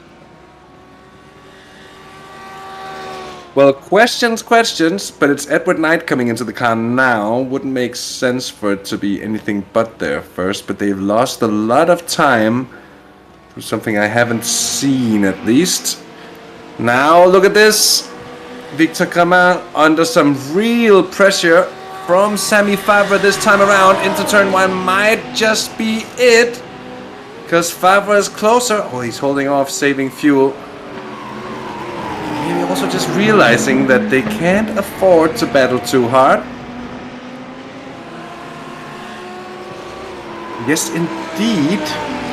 Nicolas Rubelar, part of the Chilean team for the eSports part of the motorsports games coming up to be held in Paris, if I'm not completely mistaken. And of course, as I've mentioned before, I've commentated upon Nicolas Rubelar racing for a number of years in the world of Gran Turismo sport. Back in my fledgling days of commentary as well, on the IGTL League, which did indeed feature some of the very best around in Gran Turismo, but of course also a participant at the Gran Turismo World Finals. It's Marseille. Oh well, what you know. Actually, well, that's close enough, Thomas. The region there of southern France. and I was actually meaning to say, I guess it's in the region of Provence there, in the south of France. All jokes aside, Sammy Favre, there'll be a chance this time around. Just too good for him not to take it, Edward. What do you think? Probably, yeah. Sometimes you do see moments where it's just good, isn't it? I'm trying to get back in, so I've had some technical issues, so I can't quite see exactly what I will wait for you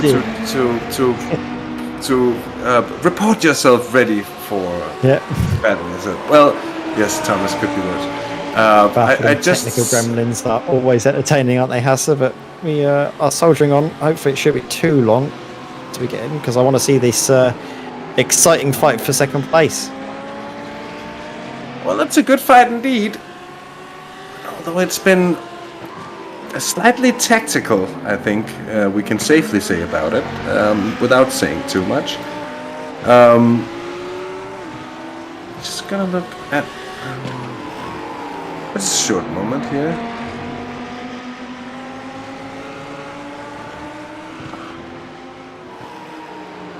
Oh, so I just read it was in France, and then my mind had made it into Paris, when it wasn't. And thus another opportunity for me to be wrong. It's not the first time it happened, and it's certainly not going to be the last either. I stand prepared for for the next occasion to come across. Meanwhile, Sammy Favre seems to be doing a very good job of sticking very closely to the tail of Victor Kramer, and you just sit with a feeling Favre ahead. They might just be that little bit quicker. On the other hand, there's a little bit of damage as well to the Sim District Vibe eSport GT3 green car, so they might be realizing that their top speed is sitting a slight bit lower in clear air than the machine ahead, and thus this is the fastest they can go at the moment. Not quite sure. We'll have to see just how it plays out over the remaining part of this stint. We're about 10 minutes away from the halfway marker of this race. We'll be expecting the rest of the BLC4 machines to come in shortly.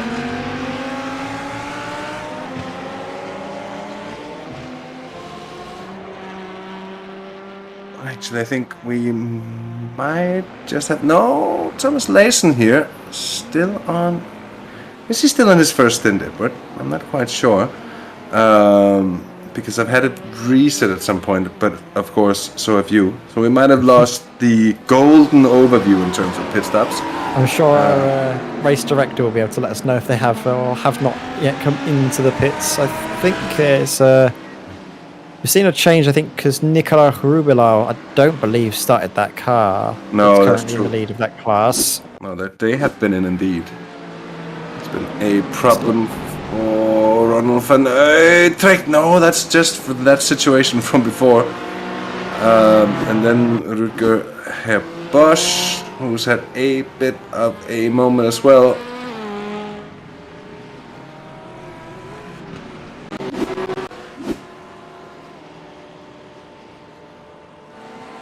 And there's a bit of a battle between these two cars ahead here at the bottom end of BLC3.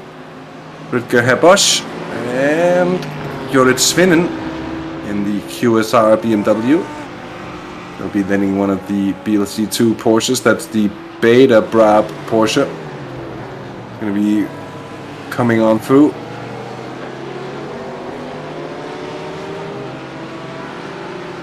Still status quo as well, Edward, between Valkyrie and Sim District in that battle for second place. They have a healthy almost 40-second advantage down to Nick Stope for SimWorld.be Fast. That gap has started to build though, as Carlos Rodriguez has got behind the wheel. The Portuguese driver now starting to, I think, get to grips with the car and stretch his legs a little bit more. Took a few laps to properly bed in, but now he's looking properly quick, and you imagine he's going to hand that car back over to his teammate Jingen Tunes in a very good position indeed.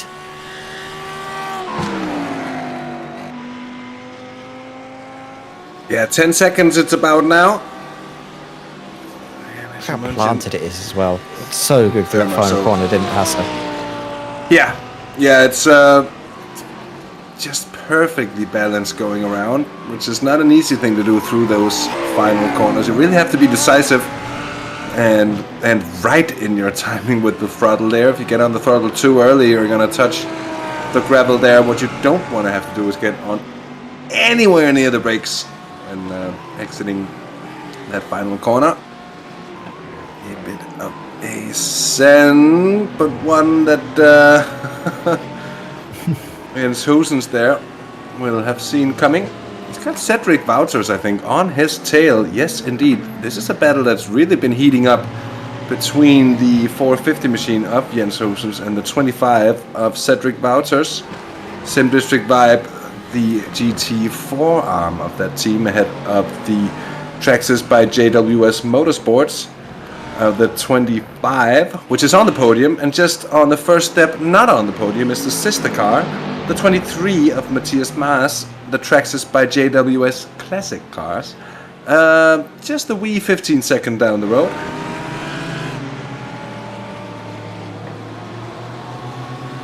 An interesting one this might turn out to be for second place in Class Edward, as it's been a good run so far for Cedric Wouters. I'm just looking at the lap times here. Last lap, Edward, a second and just a second and a bit quicker was Cedric Wouters, so he's really piling on the pressure here.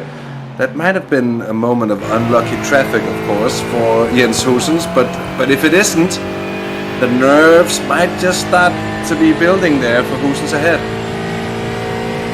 Indeed, yeah, we're going to have a look at that last time by Hoosens, half a second off, but we did see Jens get dived up the inside in towards turn 4, so we're going to start to figure out how close they are matched in terms of pure pace without any traffic around them.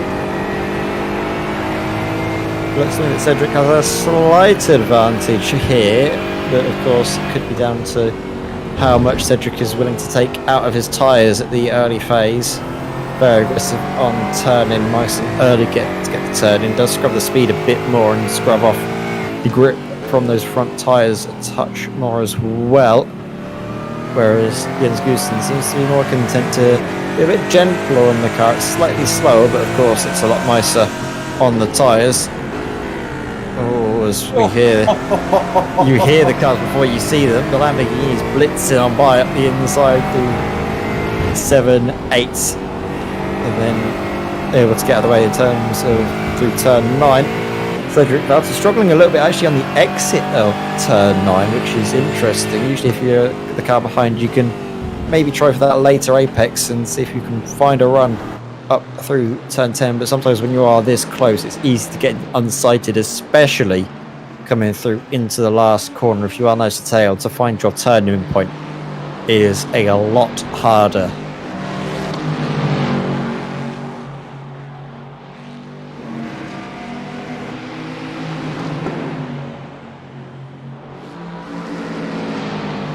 Cedric doesn't seem to be struggling with finding his turning point, though. Got a very good exit out of the final corner and is a lot closer now. 2/10 the gap, now 1.5. Going to be about 1/10 maybe as they come into the braking zone. Is he going to look up the inside for a move? Thinks about it, but then lifts out. You can see that gap increasing just before the braking zone. Cedric Valter's not opting for a move just yet. Maybe biding his time and then deciding to pull the trigger just before they make their final pit stops in this race. It could well be the tactic here, but they, at the same time, I don't think they want to give too much of an advantage to Fabrice Cornelis out ahead, who, well, 5.5, 6 seconds to these two, of course, is not the world of an advantage, but he's pulling it out. We know what kind of talent that Fabrice Cornelis, of course, is, so don't really want to be giving him too much leeway out ahead. So if anything, say it's time for Cedric Wouters to get the move done here on track and see if he can utilize a bit of that advantage to maybe set the pace for these two a little bit quicker, though they seem well matched at the moment. That's laid on the brakes there for Wouters. Gets on the throttle as well. Seems to be a little harder on the rubber. Might come back to bite him at the end of the stint. But the temperature's falling though. It might just be opening up the door as well for that sort of thing. Still status quo, still about 0.3 of a second in that battle for second place in BLC 1, by the way. But there's a battle brewing as well. With Bavo Fallon in the Audi here, caught up to Nick Stope in the battle for 4th place here in BLC 1, impressively so, for Sim Formula Europe, who's carrying a bit of damage as well on the car after an earlier contact, but it doesn't seem to be hampering them too much at the moment. Gaining a 10th on the last lap, but still within the realms of very similar lap times between these two cars.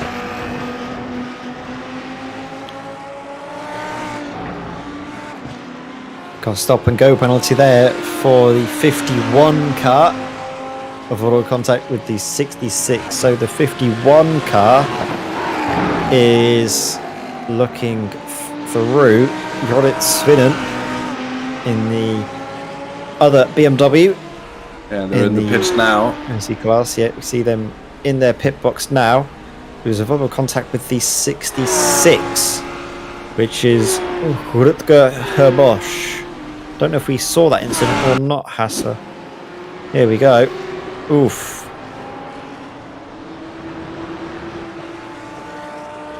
Yeah, that was.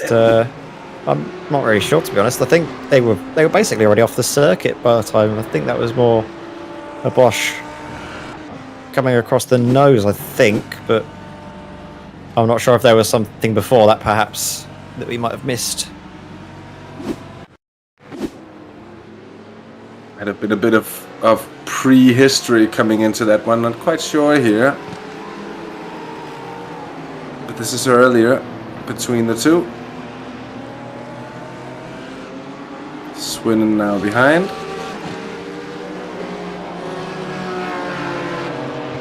And then we have this one on the following lap, which is, I can only imagine the penalty had been given for. It's still in the pits. Probably. Maybe it was because Swinen was off the track, trying to overtake around the outside when there wasn't enough of a car's width there. Perhaps that might have been where it was. We only sort of captured, I guess, the tail end of it at the moment just before. So we will see, and of course, aim to get information from race control. But it looked that maybe it was given because he was looking to overtake around the outside of the circuit, lost control and went into the side of him. Could be the steward's view on that one. Cedric Valtis looks to try and get past the TCR car, very close to contact there as he tried to make his way past. I think was that Verstappen? Yeah, that could have been, but it was close indeed. It was very close. It is indeed Jelle Verstraeten, well spotted, and the 222, or it says 222 on, but it's actually the 11. Way to confuse me for a bit there as I looked on the very nice car shot graphic, the side shot graphics, sort of spotter's guide pictures. Still with our eyes on this battle for second place. It seems to where it's been going on in BLC 1 and 3 battles for second place, separated by 0.3 of a second. Both of them involving Sim District Vibe eSports teams. And we also got Nick Stope and Bavo Fallon, still also sort of a stat quo situation between these two here.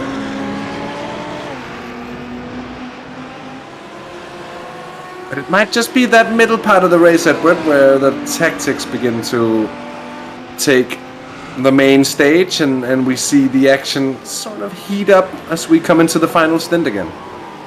Yeah, and I think as we come into the final stint, I think me and you, Hassan, need to have a little bit of a break just to refresh our energy tanks. We're over the halfway mark of this 3-hour race, so I think if it's all good with you, Hassan, I think a 5 to 10 minute break is in order, of course.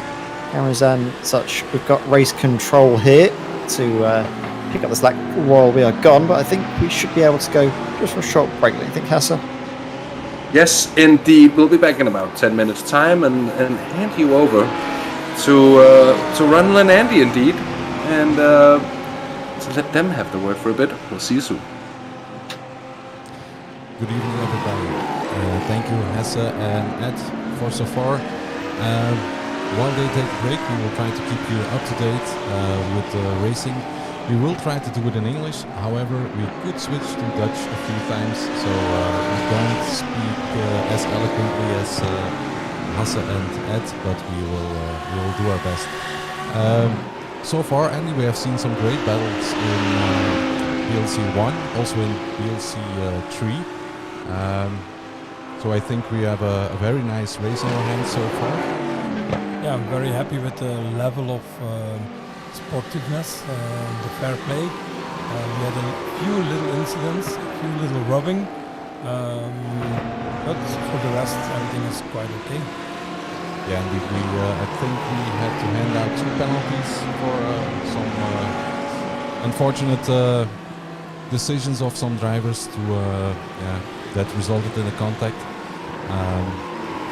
But however, so far indeed it's been very good. Some rubbing sometimes, but nothing too exaggerated. So we're happy we can let everybody race as much as possible. And we see the nice battle. Second place in the GT4 between the 2 Astons, and they are passed by a group of Belcar 1 cars, Audi and 2 Lambos, who are fighting for position 4 overall.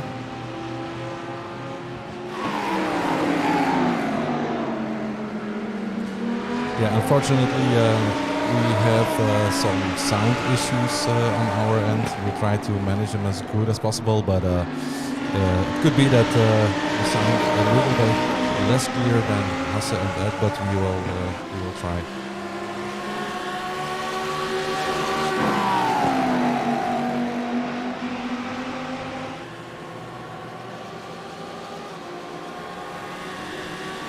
So before the race sound was a little bit too loud, so we will try to reduce it a little bit. Like this, and then we're good to go again.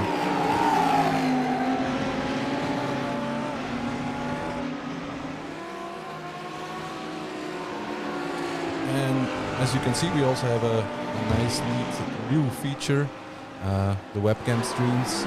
Unfortunately, we can't select the cameras at the moment because it's running automatically, because only one of us can control them, and that's Hasse. And he's on a break, so we have to go with the flow and just watch the automated camera choices of the iRacing system. But let's hop into our webcam stream, and then we can salute you once more from race control.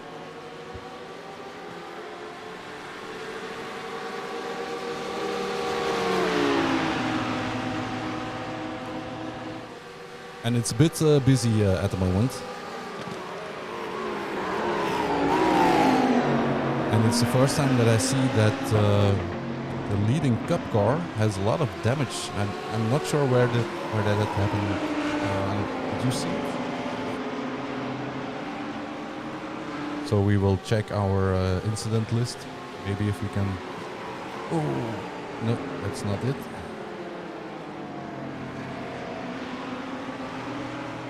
So the 677 went off track.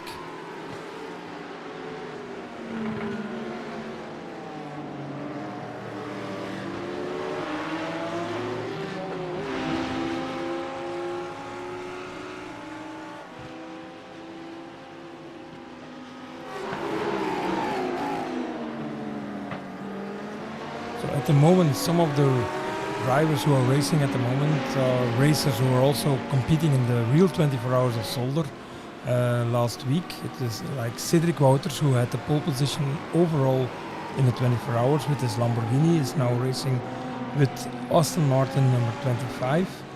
We see Davy Sufflers, who was racing with the Porsche Boxster.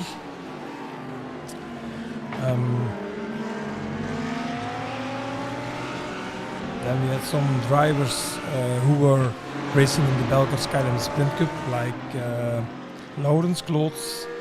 Yeah, he's in the cup car right now, I believe. Yeah. And then team boss of the tip-top Porsche Cayman, Stefan Kalbrecht. He's also competing on the 540 Porsche today. And I believe in the 24 hours we also saw some drivers who are not with us today. I mean, they're still with us. they're not dead, but they're not driving this season or not this race. Like the GTB class was won by Tim Jacobs of the Vapor Shop, together with Steven de Wulf and Frank Wilsons. Some regulars we saw a lot at the previous virtual racing. Yeah. And I see in chat that we are going to have a battle for second place in the Cup class, and that's something I've seen as well, because the Gregory Franks is closing in on Robin Maas. Yeah, Gregory is quite a fast driver with the Cup. That's something I know for sure.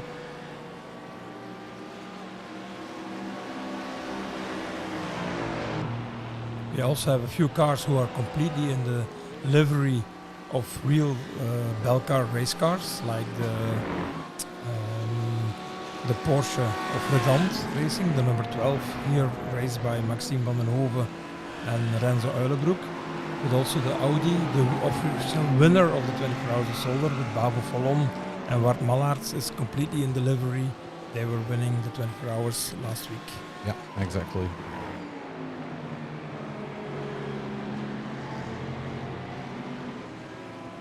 Yeah, and the battle in GT4 or the BLC3 keeps on going as well. Especially for second place, we see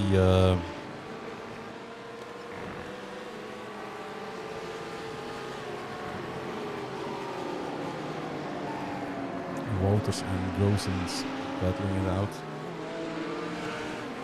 Although the stream is now back with the cup cars, where we can see the fight for second place between Gregory Vranks and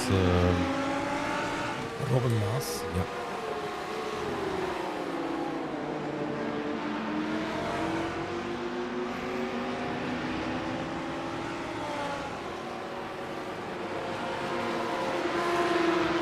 We also saw in the front of the field the leading car is pulling away a little bit, Antunes and Vegas.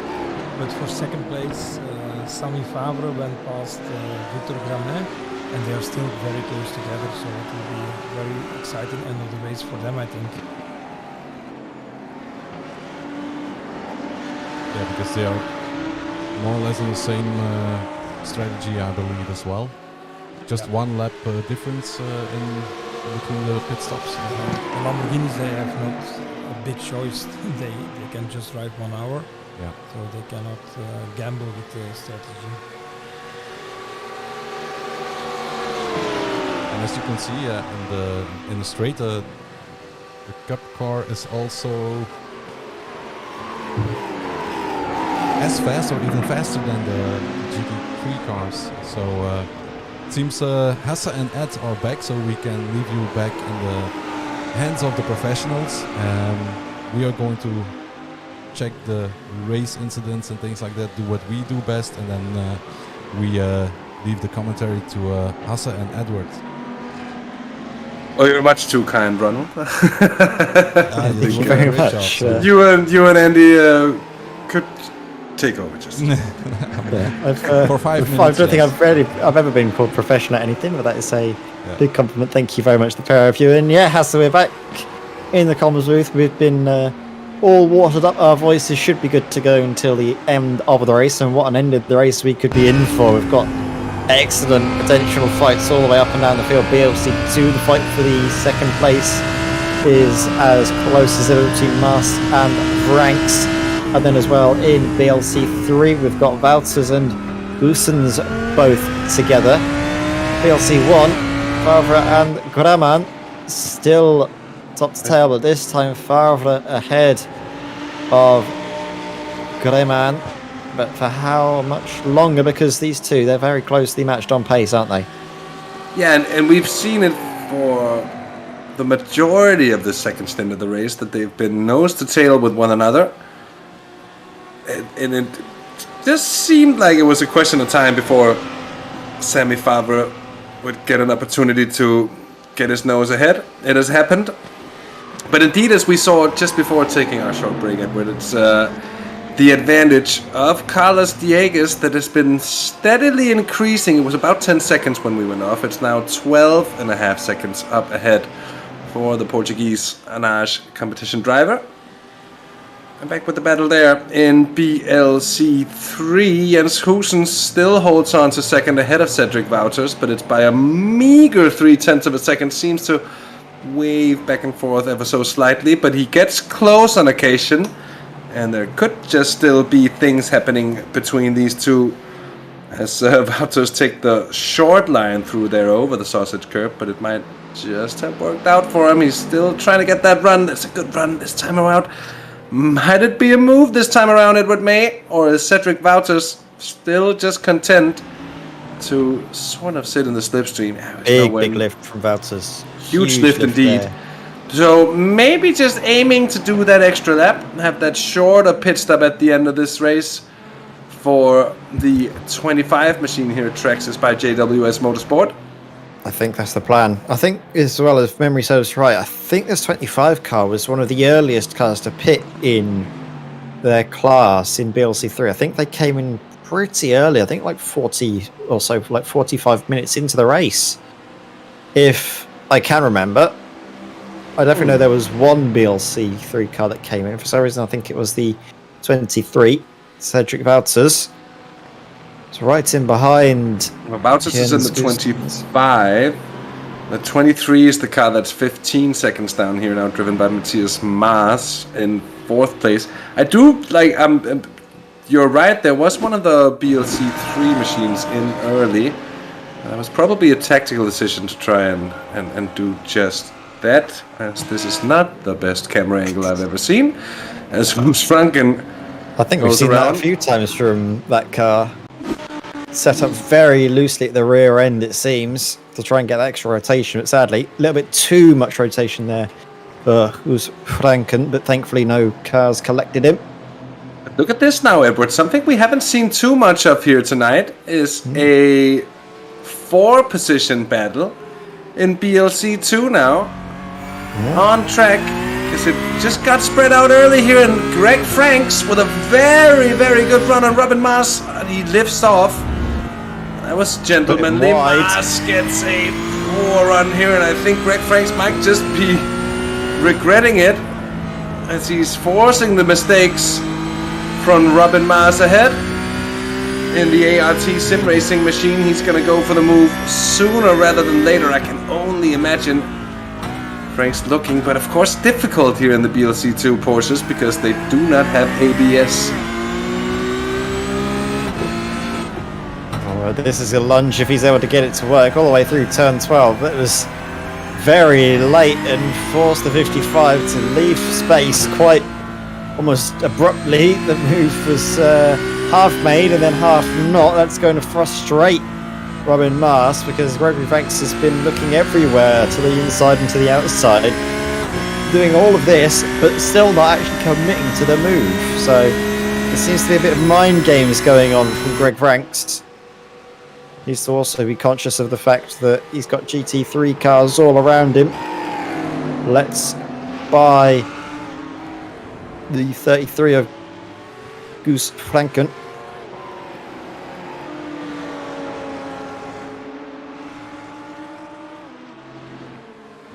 It seemed like Frank's being rather cautious there before, but of course you don't want to risk the entire race for a risky overtake. I get that part of it. And on the other hand, he seemed to have a rather good opportunity on his hands before. He's slightly annoyed, I think, with Who's Franken in the whatever Audi that is. That's the PSR by RPM. The 33 car, of course, there, driven by Who's Franken. Gonna now be looking to the inside of the ART Porsche that might just conjure some sort of opportunity. Franken from a long way back. Oh, just about gets the door slammed in his face.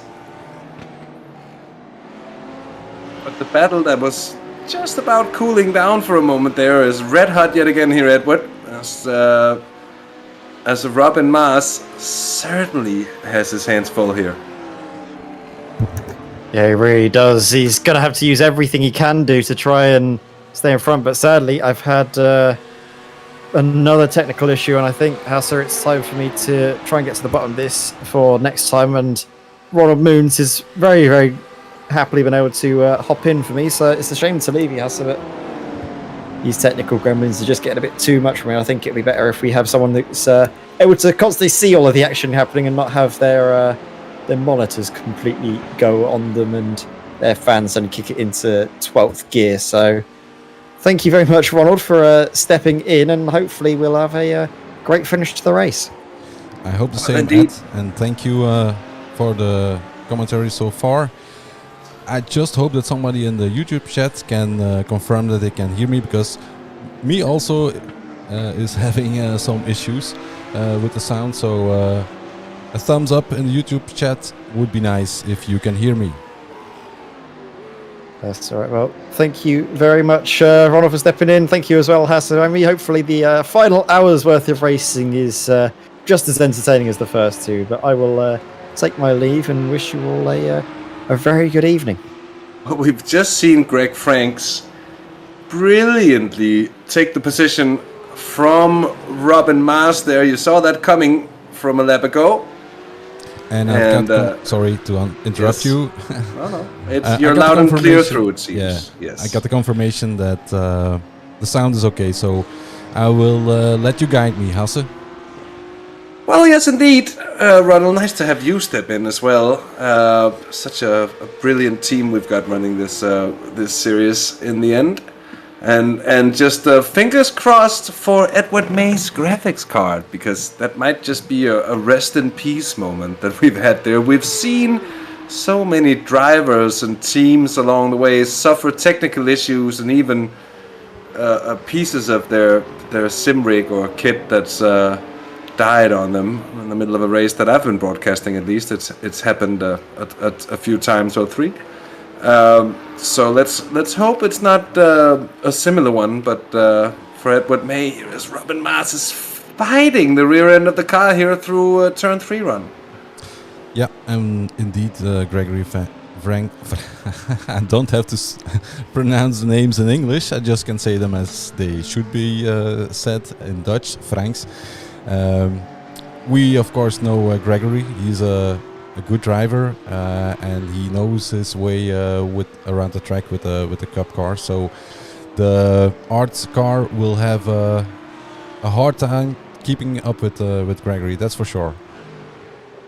We've seen Greg Franks in so many series across a variety of cars as well. Hugely experienced sim racer, and not a driver that you can easily shake up with anything. He's cool, calm, and collected always. And they've brought it back from a long way back here after we have had a bit of issues earlier in the race for B-Sim Racing, but coming on to what seems to be a very good result, though. It also has to be said, the class of the BLC2 field today, Ronald, GTE Racing here, Maxime van den Hove, almost a full lap clear of the field here. Yeah, and they have to score points this round because I believe in Watkins Glen they lost a lot because of an incident they had, and even a penalty. And in Le Mans they weren't on the podium, I think, or even maybe third or something, but they do have to score points this evening, that's for sure. They have one goal, and that's to make up some points, because they are indeed, I think, the fastest car at the moment in the championship in the cup car class, but point wise they can't leave any points on the table anymore. They have to take every point they can. And even with the extra points available for the 24 hours of Zolder, then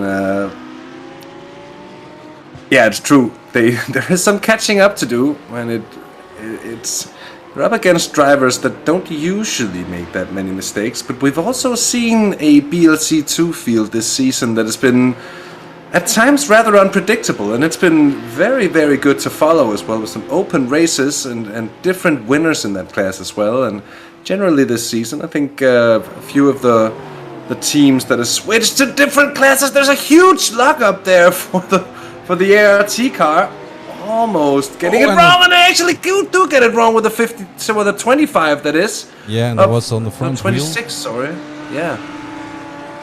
Oh my word, there, Håkan Grebstad. Just see if we can conjure up those pictures. I'm not quite certain about that. If anything, this should be our best bit. No, we're nowhere near close, my apologies, but I just wanted to see just how bad that bit of contact between those two was. Maybe if we jump into the car with the art car, then we can see if the steering is bent or not. That's maybe an option. That's a good point. He's in the pits now. Pit. Yeah. So just gonna do exactly that, but entering the pit lane. Don't think the steering seems to be bent. Looks okay, right? So they might just have thought, you know what, we're gonna bring it in for that final pit stop regardless. These Porsche Cup cars should be able to run about, well, this is going to be an hour and 2 minutes or something as he comes out the pits. That should be within the realms of possibility. Philip Fibet can take it to the checkered flag indeed here.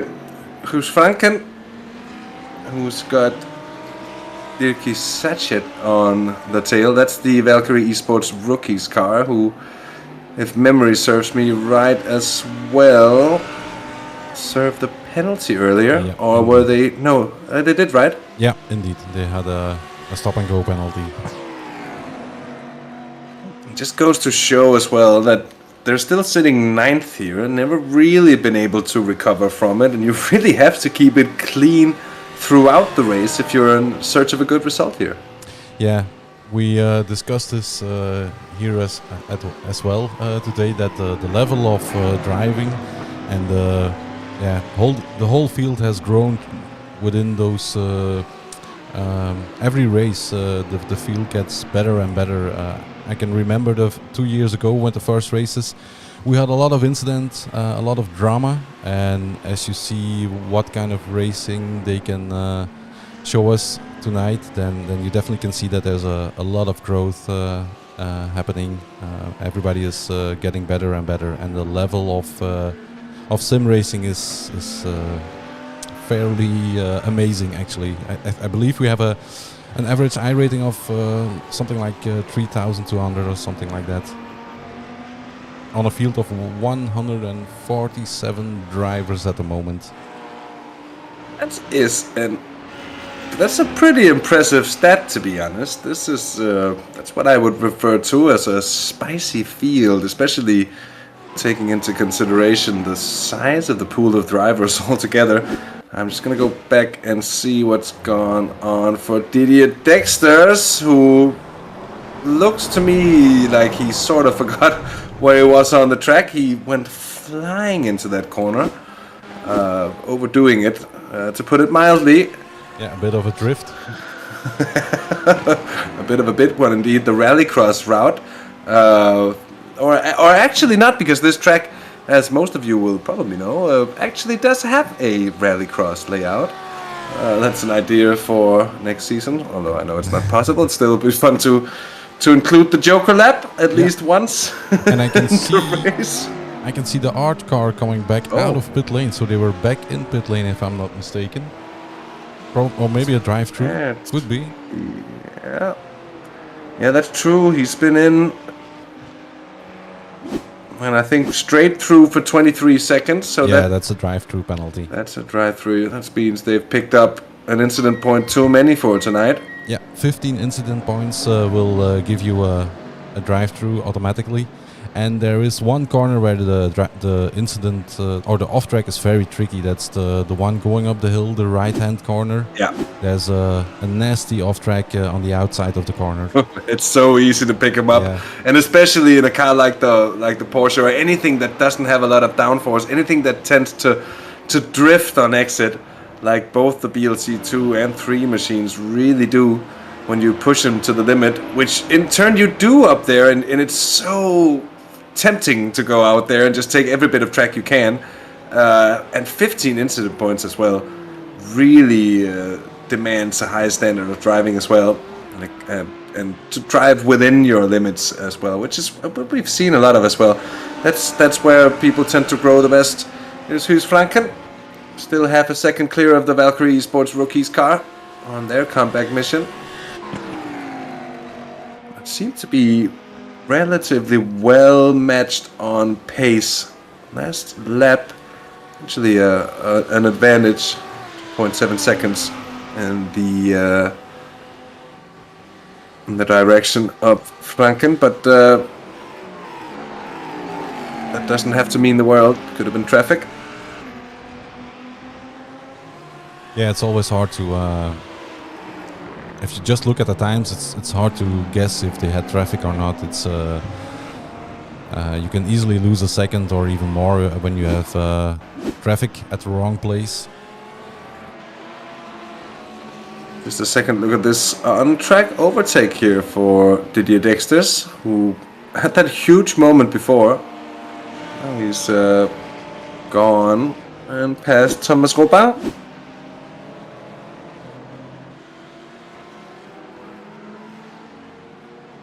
The AC Motorsports machine, the 188, have been suffering a little bit here tonight. They will pick up a bit of points here for 5th place to carry along. Oh, sorry. So far they have been on the podium. I think almost, I think every race they were on the podium so far, if I'm not mistaken. It's been a strong season so far. A little bit off, but also, of course, we've had a few extra teams join in BLC4, so the added competition, of course, is going to make it that much harder to gain the results. Oh, Setch is going to be right on the tail. It's going to make it 3 wide with a tire. That was close indeed. That was close indeed. Was that? It wasn't Borgagnon, was it? No, that was Jelle it was Verstraeten. the B-Sim. Yeah, it was. I think it was Jelle Verstraeten indeed. So Verstraeten was close. Just a wise decision as well, and you can totally understand him just to put a set of tires in the grass there and think, I'm gonna make myself as small as I can be out here and let these wild men fight it out between themselves. He was well aware of the traffic surrounding him. Yeah, but it's a difficult thing to keep aware of lap after lap after lap. So easy to slip up at some point. Now we have the race leader pitting in here, and I think it's time for the final round of pit stops here for the BLC 1 machines. Yeah, and I think P2 and P3 are coming in as well. Yeah, very much so. And Jeroen Butler is in as well for SimWorld.be Fast. But a lap down, so... But they were pretty well on pace early in the race, so I think the 88 car, they picked up a penalty. They had to stop and go, if I recall correctly, at some point as well, so that's where they lost that lap. Still a close battle here as Ruus Franken is clinging on to the Lambo. But it's a difficult job ahead. But sometimes it's a funny thing because sometimes you see drivers being able to take a car that's carrying it up, of course, up to a certain level of aerodynamic damage only. But still, some drivers seem to be able to still extract the most out of the car, whereas for others, they really seem to suffer with it. A little bit of damage here on the front end of the PSR machine. Oh, as the Valkyrie car goes all the way wide. Now, don't tell me someone's under-fueled here. He's going quite slow. No. Oh, yeah, he is. Or is he? Or is he just... Well, it seemed to me that something must have... Maybe a slowdown in the first... that could be it. Corner 1 and corner 2. You can take a slowdown there, I think.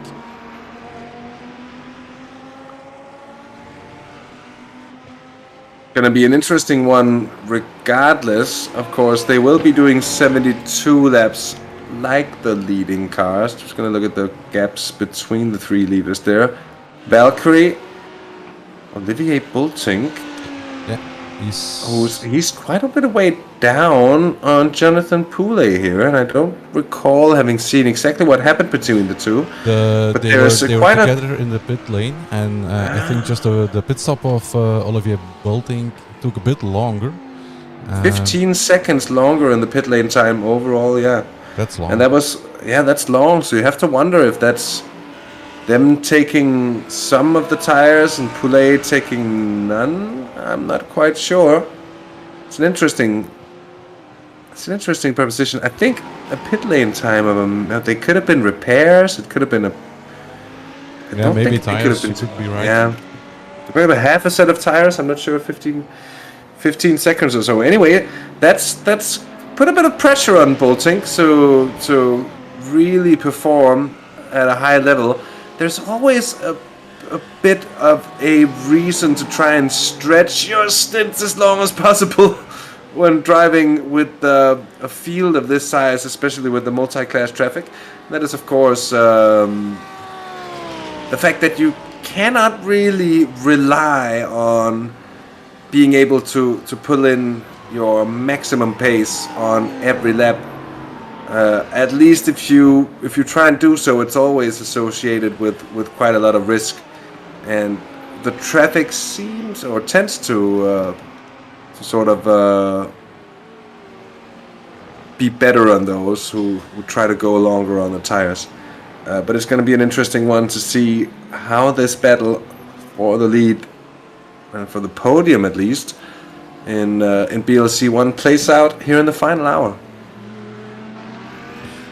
Yes, indeed, and not only in BLC 1, but I do think that in BLC 3 we also still have a fight for 3 and 4, or maybe, because I think the gap between Matthias Maas and Thomas Stockmans isn't that big. Actually, it's only that's actually 2 seconds. Very close. Stockmans has been on a flyer since he's come in the car here. Has really been putting in some good pace, and looking at the lap times, his last lap was a 51.1. Actually, Matthias Maas just 0.3 of a second quicker, but he was quicker than both of the leaders on that lap. So he might just be knowing that he's really having to put in some quick laps at the end of the race. The 25 car, by the way, Ronald, has lost a lot of time. Jerry Crispin all the way down in 6th place. They already went into pit lane. Andy just told me, he said Jerry Crispin and Cedric Wouters already had a pit stop. So it's going to be... we're only going to see where they put themselves after the pit stop of the other cars, because they have already pitted. That's why they drop back now, but it's going to be a surprise where they pop up when everybody has done their pit stop. Interesting to see when they're on equal terms with everybody else. Put them about 3rd, which is where we'd expect them. But at the moment, they might at least be a little bit down on the Sim District Vibe GT4 machine. Well, the all-seeing eye of Andy told me, he said that they will be back in P2 after the pit stop, so if they don't make mistakes. Well, we'll have to see about that. It's a gap between the two of 1. Yeah, that should actually, yes. Because I was looking at the pit stop time in itself, but of course when you add the time through the pit lane, that's going to be close, but manageable. And but the thing is that you would expect Jens Hoosens here to be in the quicker of the machines at the moment, at least regarding the amount of fuel in the car. Yeah, and another thing that is still that could still get into play are the incidents. Like we talked about that before, 15 incident points. It's not that much. There are some tricky corners where you can easily pick up an off track. So with still about 50 minutes to go, it could give us surprises as well. And we see that Fabrice Cornelis, the leading car in BLC 3, is coming into pit lane now. Oh yeah, Cornelis leaves it to Koen Klopman for his second stint of the race, and the first ones to sort of move, you could say, in BLC 3. Stockmans comes in as well here. He's driven a quick stint as well. They'll be hoping to be able to challenge for 4th place. Actually, they already are challenging, and I might be speaking... Yeah. Well, no, they were battling the 23 for that 4th place before the round of pit stops took off. So that's what they're still doing out there, pretty much, I guess.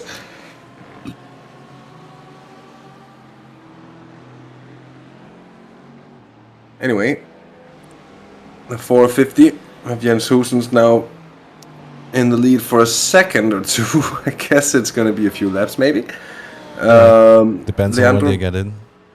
Yeah, and Leandro Verde back in the car as well for Anash, the Brazilian. And we saw Jens Goossens yesterday as well in the Sprint Cup. He used to drive the Mazda car, but then he jumped for the last race. He jumped into the Aston, and he was on pace with everybody else. So he's definitely doing very good at the moment as well. Keeping his nose clean and have a decent pace.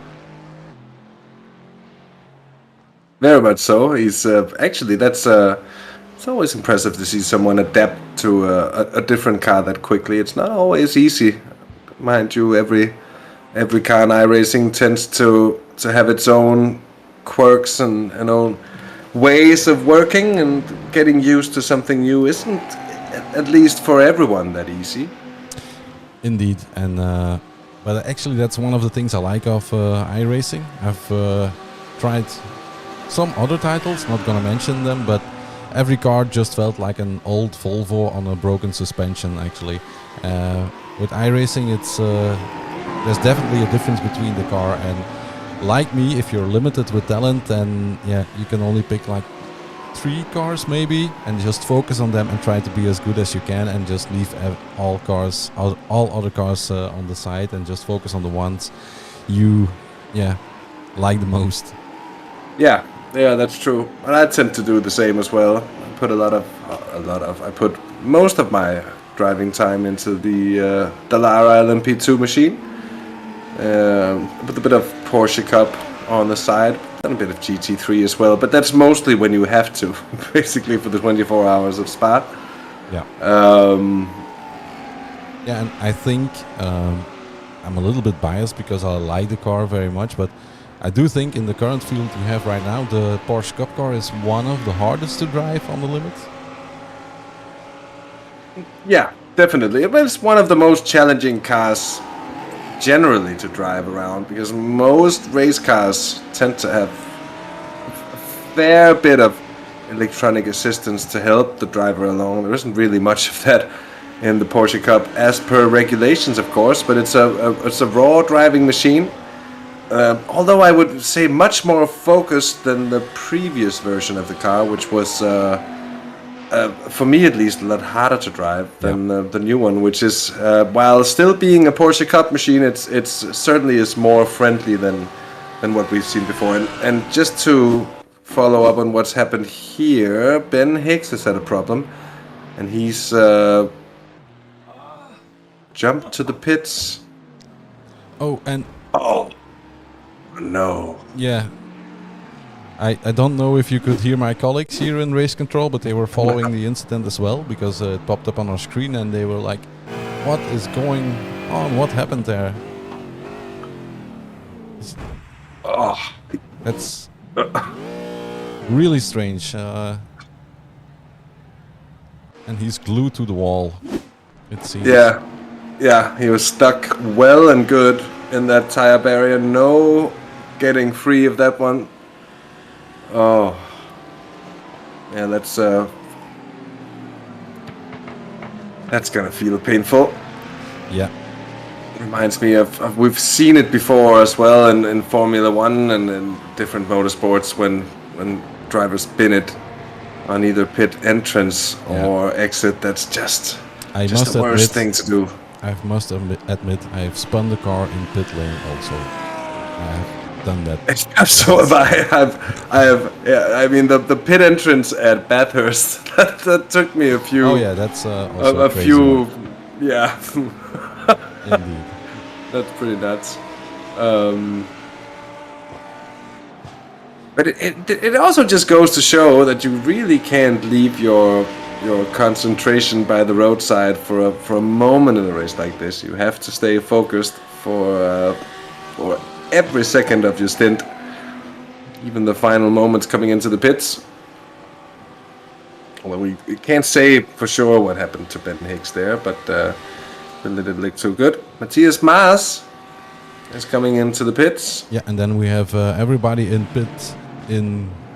At least the front runners in PLC have pitted now, I believe, and we can see at the moment Jiri Crispin is in third place, but Stuart Reynolds had a fairly short pit stop, so maybe a different strategy for those teams as well. Yeah, that's actually interesting because for the PLC3 cars, they're able to change their tires while fueling. But in order to do that, you might as well fuel a fair bit.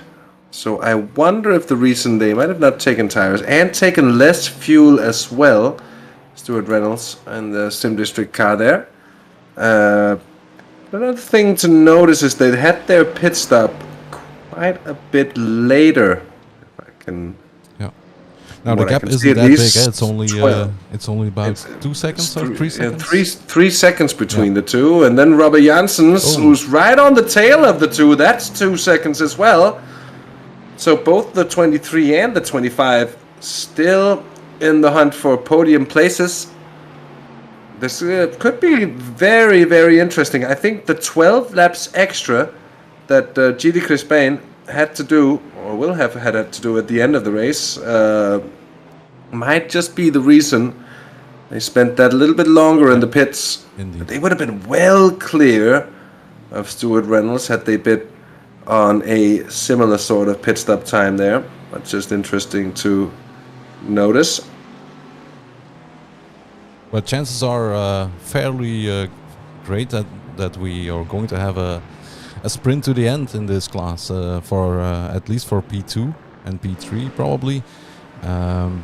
Klopman is way ahead of them, so if he keeps it together, then they can't threaten him probably. But for P2 and P3, we are definitely going to have a battle. It seems to me. Yeah, not much discussion can be had, I think, about that fact. It's close at this point still. 40 minutes and a bit left to race here, so plenty of time for it to develop as well. But that said, we should have had the final round of pit stops done by now in general, I guess, Rob. I will check with my colleagues in race control, because they are following up on driver changes as well, because every team needs to do at least 2 driver changes. If they don't, they will get a penalty. That's based on the real life Belcar rules as well. So I will check with my colleagues to see if all pit stops have been done.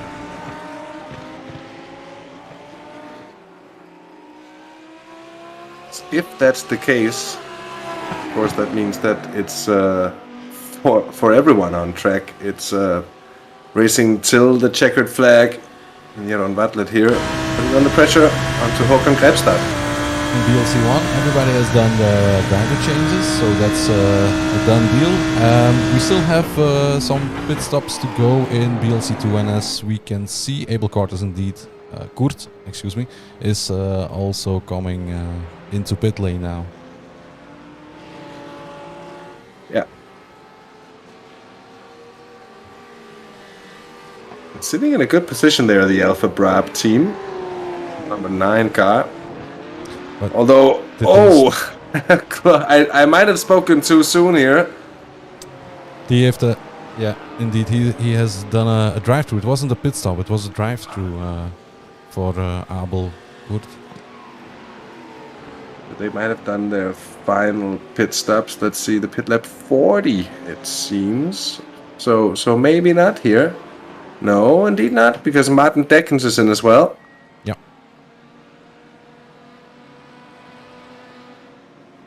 And then we can see if Christoph Raas will jump back into the car as well. Or if Martin is going to continue, but they should swap, yeah. And as we see Christoph, I will have him on the stream as well. So they're probably now talking about the strategy for the rest of the race, and then patiently waiting for the pit stop, the tire change, the fuel that's going to enter the car. And you want to make sure you get it right at this point, so you're the one able to sort of draw the longest straw. So often we see people having to come in on the final lap as well and stuff like that. All the stuff you really want to avoid. Fresh tires, and he's off. And you can see in the background of his webcam stream, he's proudly presenting us with the medals they won in the previous championship. So I believe that we can see 3 silver medals. So he's letting us enjoy them as well while he's showing us his webcam stream. And very much up there as well, again, this season, fighting for the top positions indeed, but they're 12 points off of ART Sim Racing, and in a position to claim back a few of those if the standings are to hold until the checkered flag, as it looks right now. It's difficult for them to do anything about the GT Racing by Redan car out ahead, but second place will do for them as well in terms of points, and just to reiterate what I also mentioned earlier is there's going to be multiple sets of points available at the 24 hours of Solder, at 6 hours, at 12 hours, and then of course at the checkered flag after 24 hours of racing there. So still, even though it might look settled when we come through the 5th round of racing, it's not necessarily going to be all that simple. Yeah, and I can confirm that all pit stops in BLC 3 have been done as well. So there is a sprint to the end for all the cars there. So it's a run to the line then, very much so. Impressively here, almost 2 laps of an advantage for the GT Racing by Renan car. They have been so far ahead.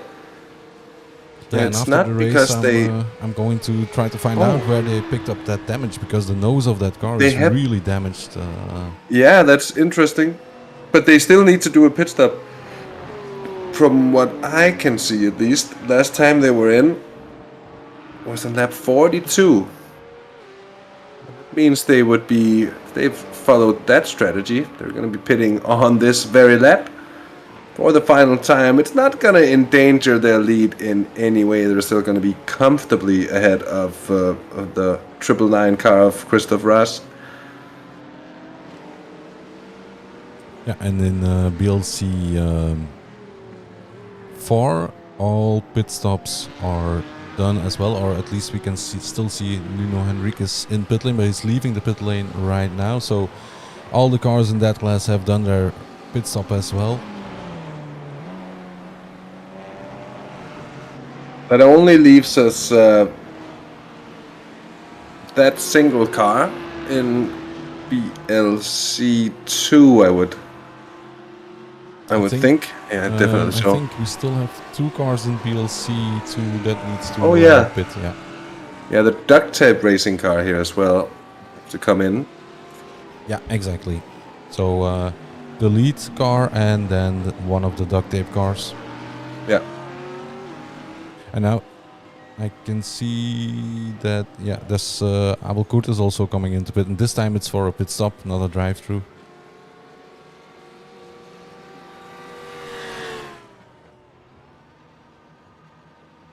"35 minutes to go, and here comes Maxim van den Hove in the number 12 machine. He's going to be leaving it to Renzo Erlenbrook, I think, to finish the race. That is a massive knock on the front of the car. They took their fast repair right there, and then with 35 minutes of the race to go, it does make good sense, especially with the radiator in the front of the car as well. Might endanger the engine in the long run, running that sort of damage, because there are small knocks, but that one wouldn't categorize as a small knock in my world there. No, but they still have their fast repair. Yeah, they took that indeed. Yeah, okay, sorry. Oh, no, don't. But it popped out immediately as they came into the pits, and that was planned for. At this point, of course. I was checking a few other things, and that's why I probably missed it. Now here, Jeroen Bartlett has gotten passed on Håkan Grebstad, the Norwegian with a relatively stricken car, I'd say as well. Looks a bit. Yeah, they had to use their fast repair as well because of the blown engine. Oh yeah, of course. Obviously, gearbox issues here. Bolting being squeezed, sort of wide, but yeah. Yeah, luckily Keeping there's it enough running room. there. Just about. Just about. The gap, by the way, between Jonathan Poulet and Olivier Bolting is still 15 seconds. So it hasn't really closed in any way like Olivier Bolting would have probably been hoping for as he come into the stint. No, that's probably because Jonathan Poulet is also a fast driver with a 7K I rating, so That's a good he's point. probably also knowing what he's doing. But we do know that Olivier is also very fast. He's probably on pace more or less, but yeah, closing the gap is then that means you have to be even faster, of course. Otherwise, you can't close the gap. Good point. That is a good point indeed. But I just, if it was the assumption that maybe with fresh tires that Poulet didn't have, Bolting would be able to make a difference in that regard. It would be a wrong assumption on my part, it would seem.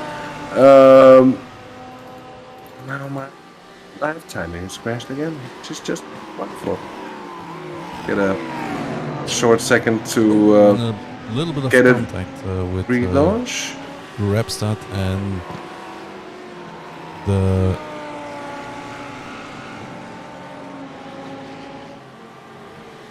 Aston Martin of Stuart Reynolds.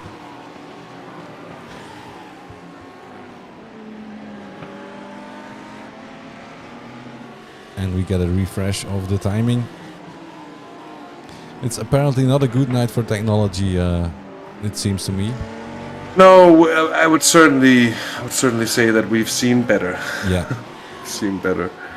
It might be the hot, humid weather that's been hanging around over, well, especially Northern Europe. It's been a very hot late summer the last few weeks here, and really feel like the buildings and the ocean and everything has sucked up a lot of that heat, and is now keeping everything hot. We've got another tropical night, I think, in Denmark. It's about 20 degrees, and it's and by comparison, I was in Spain last week, and although of course somewhat up in the mountains, but still temperatures would drop to 12, 13 degrees at night there, which is very comfortable when you've had temperatures of well up into the 30s during the daytime, and coming home to find that the days are, well, feeling like they're just as hot basically, and then at night it's just even hotter.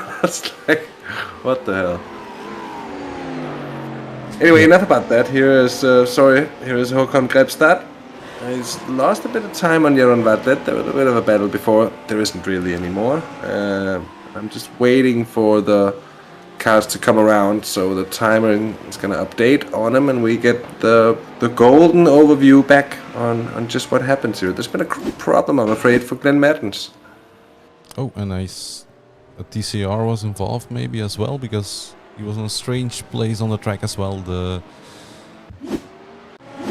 Yeah, that was the AC. Yeah.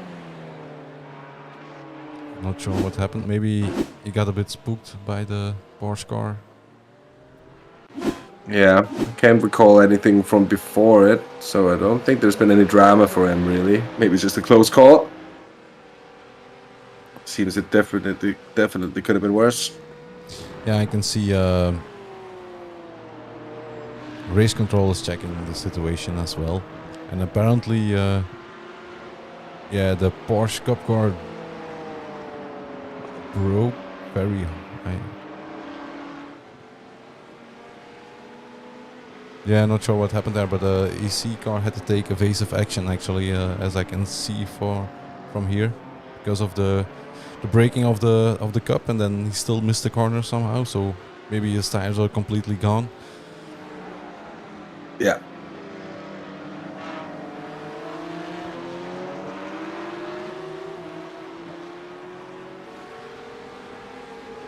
It seems like a pretty probable thing. So we're back with anything but the gaps between the cars. Well, we have a few of them. Yeah, I But think the when they timing cross tower is finish having line, a. probably that they will get updated. I think. I think it's because Antunes has to cross the finish line, and he'll probably do so Yeah, that is. shortly. Or we can have the car. Oh yeah, now they come down through as such. Yeah. Anyway, that's just fine. Jimmy Antunes has done a perfect job so far. It goes for Carlos Dieguez as well, of course. It's been a flawless drive for an Arch competition. Just that level above everybody else, and saying that, pretty impressive because BLC 1 at the top of the field is a very, very high level of competition. Yes, indeed. If you look at the starting grid of the BLC 1, not only BLC 1, but there are some drivers that, if there's an official iRacing event, you can be sure that you can find them in top split, where drivers like also Max Verstappen shows up when they do an official race in top split. Some of the guys of Arnage are definitely racing in top split in any official iRacing event.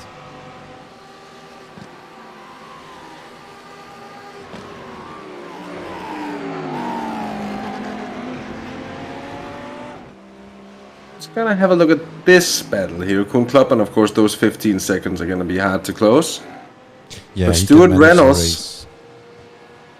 Reynolds, race. though, has really pushed his advantage to Gilly Crispin, and Robert Janssens, though, still just 3 seconds separating the two Traxxas by JWS sister cars, which would make for an interesting finish here in the last 25 minutes. Do you reckon Robert's got what it takes to close the gap on Jiri? I have really no idea. I think Maybe an interesting one to follow. I can't really compare them, but I do think Robert is fast, that's for sure. I think they are more or less on the same level.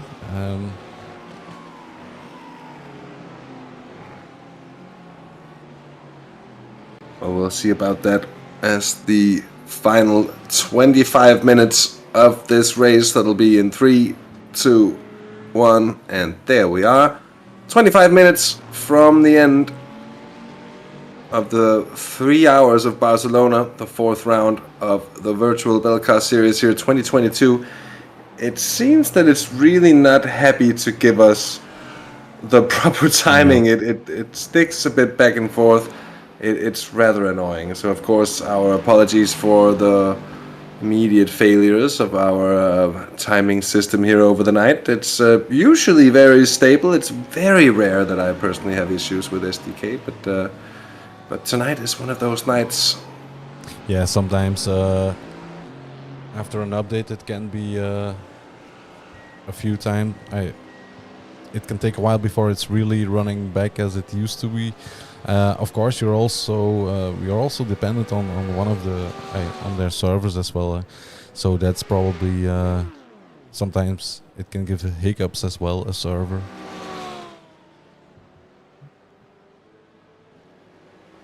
That could be just a server connection indeed. It's a lot of stuff to get to work in the end. It's a lot of stuff happening in the background as this stuff is running. Which last car in pit lane now is Philip Vliegen from Duct Tape. So this is the final pit stop we can expect this race, the normal pit stop at least.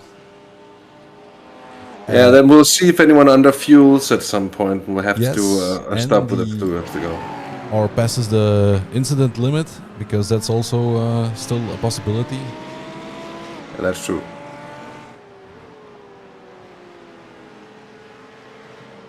Benjamin de Pape is also, well, not that close to Christoph Raas, but he's certainly he's close enough that Christoph's been kept honest here. He has to keep on going and doing it quickly to the end here to keep a hold of second place.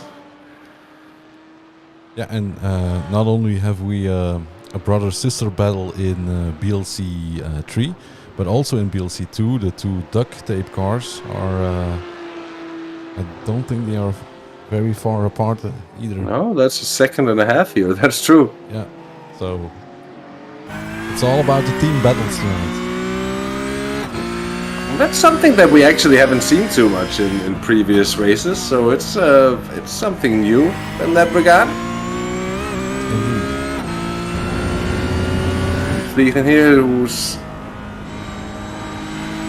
wrestling the Porsche Cup machine around here over the top of the hill, down towards the hairpin, braking as late as hard as he dares. Probably a bit of trail brake into there.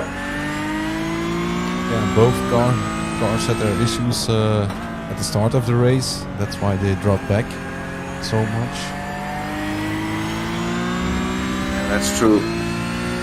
Amongst a few others that had problems in the opening 10 minutes or so of the race. We had quite a good start, clean, but yeah, that didn't mean that a few cars didn't get just a little bit of trouble there. Yeah, we also saw Christoph Haas going off in the opening lap, so to be back in second place is quite good because they had to come in fairly early as well. So a nice some nice fighting back from the Flemish team as well in BLC 2. Yeah, definitely to be where they are. Oh, Vliegen almost lost it there. That's yeah, you could say he almost went Vliegen. Yeah, very much so. Although that's not what he wants. You could keep him tied down. Don't let him fly away. Yeah. Don't let him do a Lenny Kravitz on him.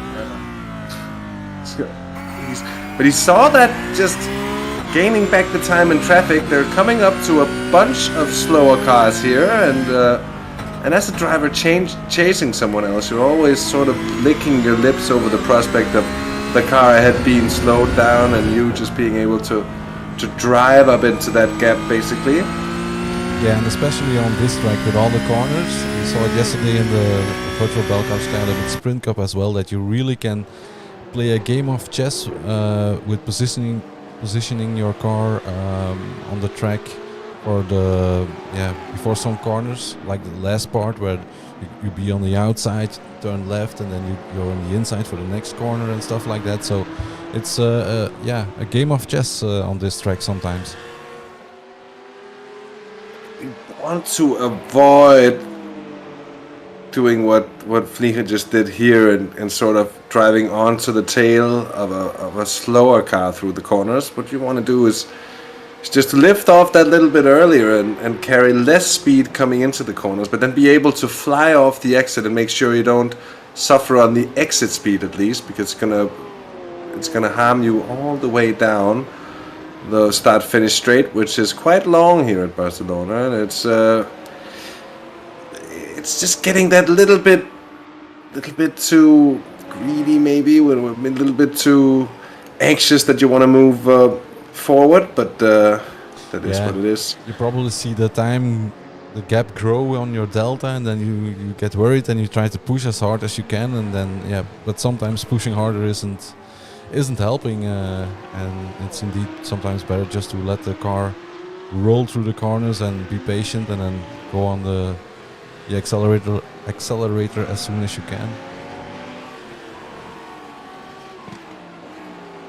Put you in a different mind state. Some drivers like that sort of, I say sort of because you're not really laid back, but that sort of laid back approach to the race where you're trying to be the clever one, and it just fits some and not really others, and people have different approaches to how they do their stints, and often if you have to change what's sort of natural to you, that either takes a lot of practice or it's always going to feel a bit counterintuitive and like it's not really what you want to do with the car. So in many cases I think some of these things also just comes to the drivers' personalities at the end. Yeah, indeed. So you don't let that get the better of Håkan Grebstad. He's 5 seconds clear in that battle for 5th place at the moment in BLC1. That's the closest on-track battle we have. The time being in BLC1, that is, of course. Still that battle for 2nd, that is, in BLC2 is going, but but so is Christoph Raas here, who's 7.5 seconds ahead of the B-Sim Racing S machine.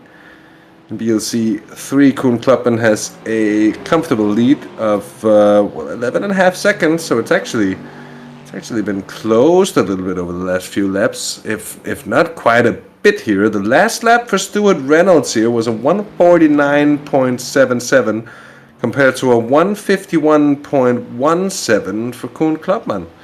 So 11 seconds, if that's representative of the pace between the two. Here's a 49.6, by the way, here for Koen Klopman, so probably not. Might have been a bit of traffic, but the gap has indeed closed between Klopman and Reynolds here over the final few minutes that we haven't checked up on him.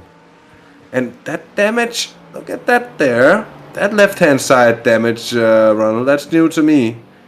No, for Koen I Klopman, do isn't believe it? they had it already at the start of the race. That little notch. Yeah, the notch on the top, but look at the opening. Yeah, well, I've on the seen car. it. They had If I'm that not too? mistaken, I have seen it. That might be. It's a bit bigger maybe, but there was also already some damage in the beginning of the race. I believe it was when one of the duct tape cars spun, and there was a little bit of contact.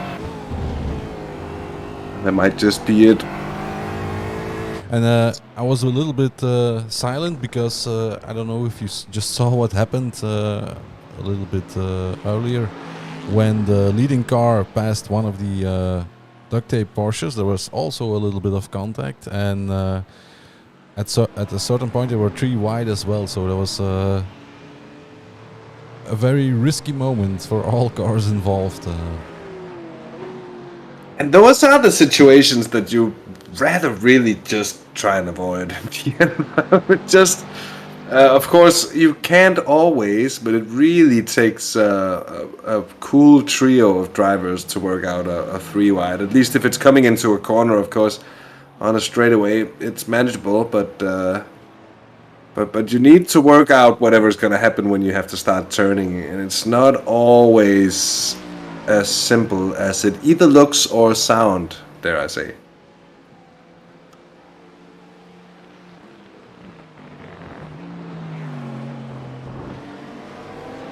Let's hear, Arnold, this inter-team battle between the duct tape cars is certainly closing up here as Philip Fliegen is absolutely munching in the gap here on Glenn Mertens. Yeah, and maybe they will be nice to each other, or maybe they won't be nice to each other because they know each other. So that's the question. That's the question we need to ask ourselves. I think the honor of best within the team is at stake. They're gonna want to do it as clean as they can, Yeah. but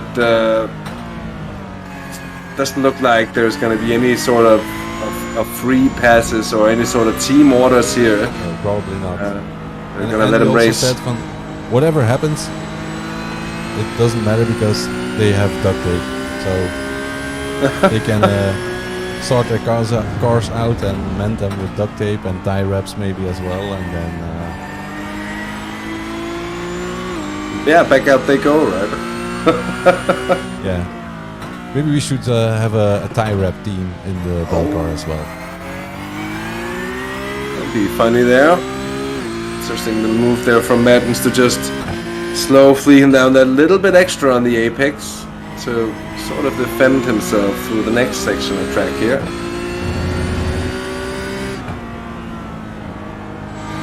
Putting up the right-hander atop the hill. And as you see him, as they happen, these small lockups, it's so evident of drivers pushing as hard as they can.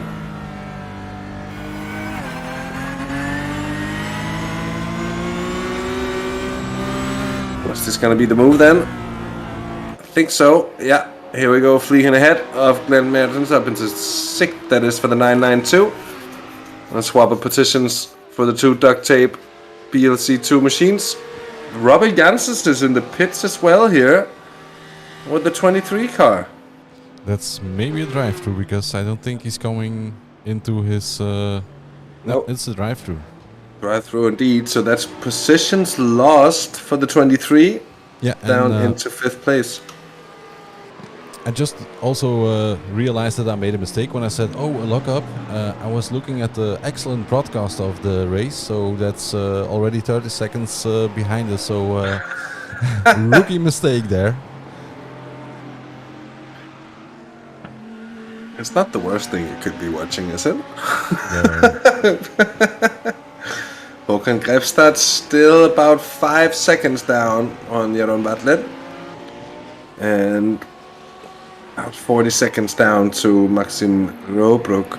And behind then, well, it should be alright. Yeah, I think it's one of the few races where that there is no really big battle for the lead going on in the final stages. We have some inter-team battles going on and still some chances for a podium, but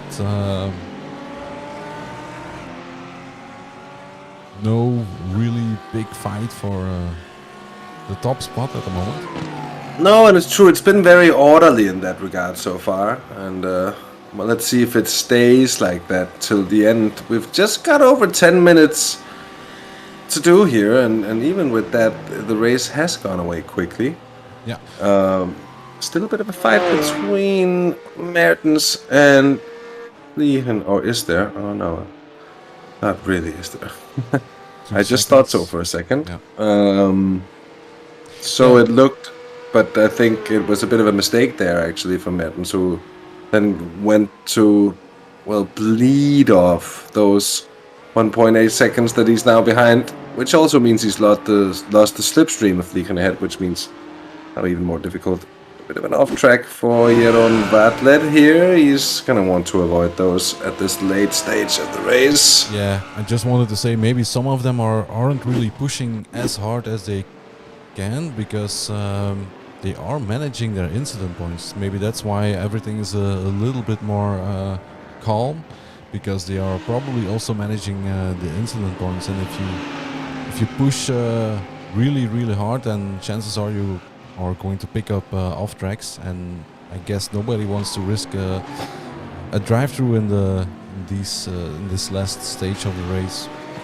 Because it would for most of the drivers throughout the field, it would mean a loss of positions on track and thus a loss of points in the championship. Yeah, and it's always something you want to avoid.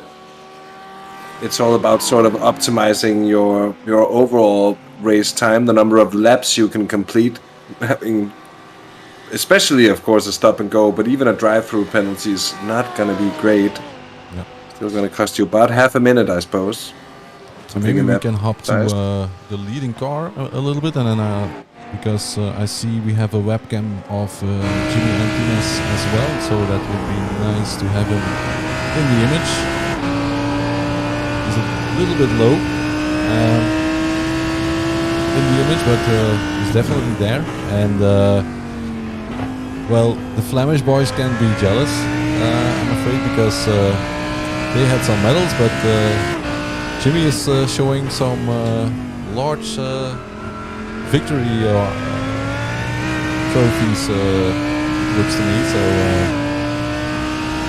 eat your heart out, Flemish, I would say. Yeah, they've got some work to do there. Yeah. Had some big trophies. I actually, well, I'm not much better myself. I have a trophy in the background of my webcam as well, but it has nothing to do with sim racing whatsoever. It's the only time trial I've ever won. Yeah, racing bicycles. So it was my way to just. It was a moment of cycling talk there 10 minutes ago. I managed to squeeze it in. go Yeah. through a very different round. And I'm also regretting the thing I just said, because I'm quite sure they will now say, well, then don't give us medals, give us trophies. Give us big instead. trophies instead. Yeah. I should have kept my mouth shut. Håkon Grepstad is in for, I think, now that's going to be a drive-through from what it looks. Or is he going to be stopping? He's actually going to be stopping. Wonder if it's to repair the damage or whatever it is, but he's going to lose time. He's going to lose position as well, I think. It's just getting fueled. Yeah. Okay. He Underfueled might just probably stay. a little bit. Yeah. He's going to stay ahead there of the Beta Brab car by a relatively comfortable margin, it seems. Yeah. Glenn Mertens is in the pits as well, and he's going to take on a bit of fuel, I would think, as well here with 7 minutes left to race. That was a short one.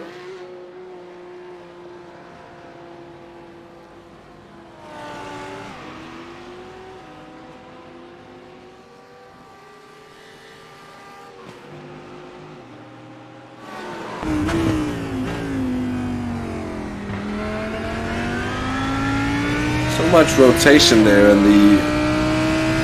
on the machine of Jimmy Antunes and the way he drives it as well.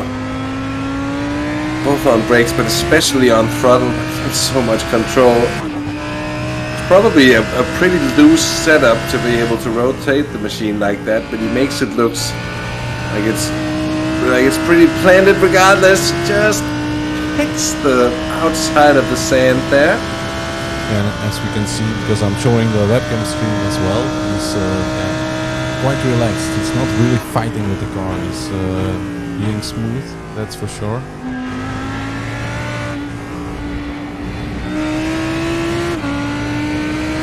Takes his time with traffic as well. He knows he can safely do that.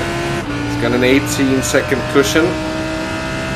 Another 13 seconds down to Olivier Bultink. 14 it is now. That seems to me it's going to be the final podium order. In BLC 1, of course, no guarantees given. And so Erlenbrook with a comfortable lead of about 2 minutes as well in BLC 2. And in BLC 3, Koen Klapman 10 seconds clear of Stuart Reynolds. Giddy Crispane is in third for Sim District, or for Traxxas, I'm sorry. Yeah, the gaps are staying more or less the same, except for Robbie Janssens, because of the drive-through, they drop back a position.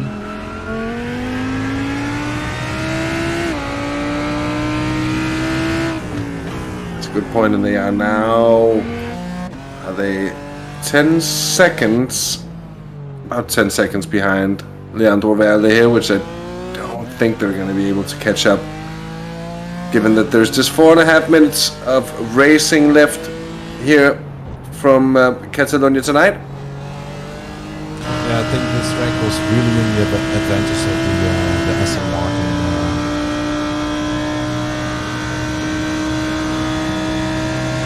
It seems that the advantage has been in the favor of Aston Martin over the last months or so, or the last seasons of iRacing, so to say. Just a very well-balanced car. Porsche hasn't really been close to it, the BMW neither. It'll be interesting to see how they try to balance this out in future seasons. Hopefully we'll get a GT4 seasons that, or a GT4 class in coming seasons that is a little bit more well-balanced. Yeah, it's always hard to. I mean, during the season, things can change sometimes. So it's we did do a BOP ourselves one time, but it's really. And that's a huge amount. Yeah, it's a huge amount of work. Yeah, and you have to have a few drivers who are. It's not easy to do that. So we just leave it up to iRacing, and everybody is free to choose their car. So, but it can sometimes be a pain. That's for sure. At least it's always a shame when one car just dominates the class, and the rest doesn't really get a foot to the ground. And it's getting, I think that's rare to see by now as well. There's usually at least a few different cars that's going to be competitive. And then, of course, different cars have different strength as well. And that also has to be taken into consideration, that on certain tracks, that even with the current BOP, the Porsche is still got to be strong, for instance, at a short, twisty track, the Cayman GT4, of course. Got a moment here for Robbie Janssens, who's been off as well with Philippe Febert. Janssens very undramatic there. Let's see, Febert, that could be a little bit worse. Rayati still holding on to 4th place, but you know, at this point of the race, you don't want to be picking off tracks like that, especially not getting losses of control with just a 2x, of course, and then what you really want to avoid is any contacts that will give you a 4x at this point, because that'll quickly push you to the 15 instance.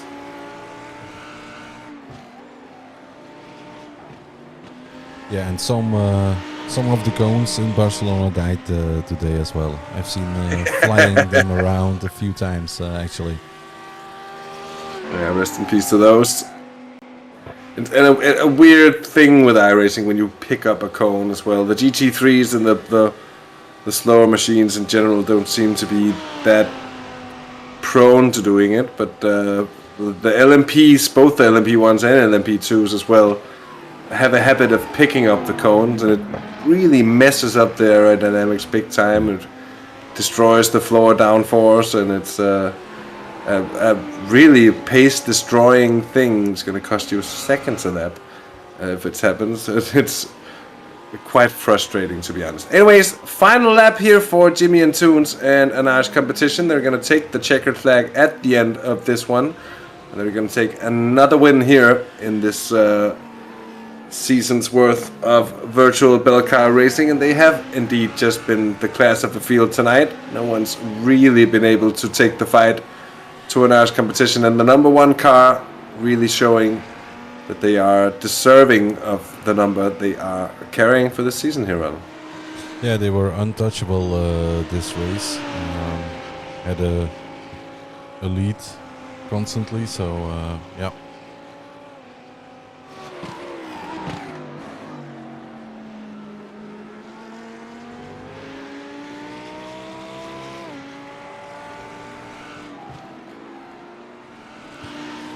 Now, if we do the interviews, I mean, I'm gonna let you do the interviews, but oh, why? That was strange.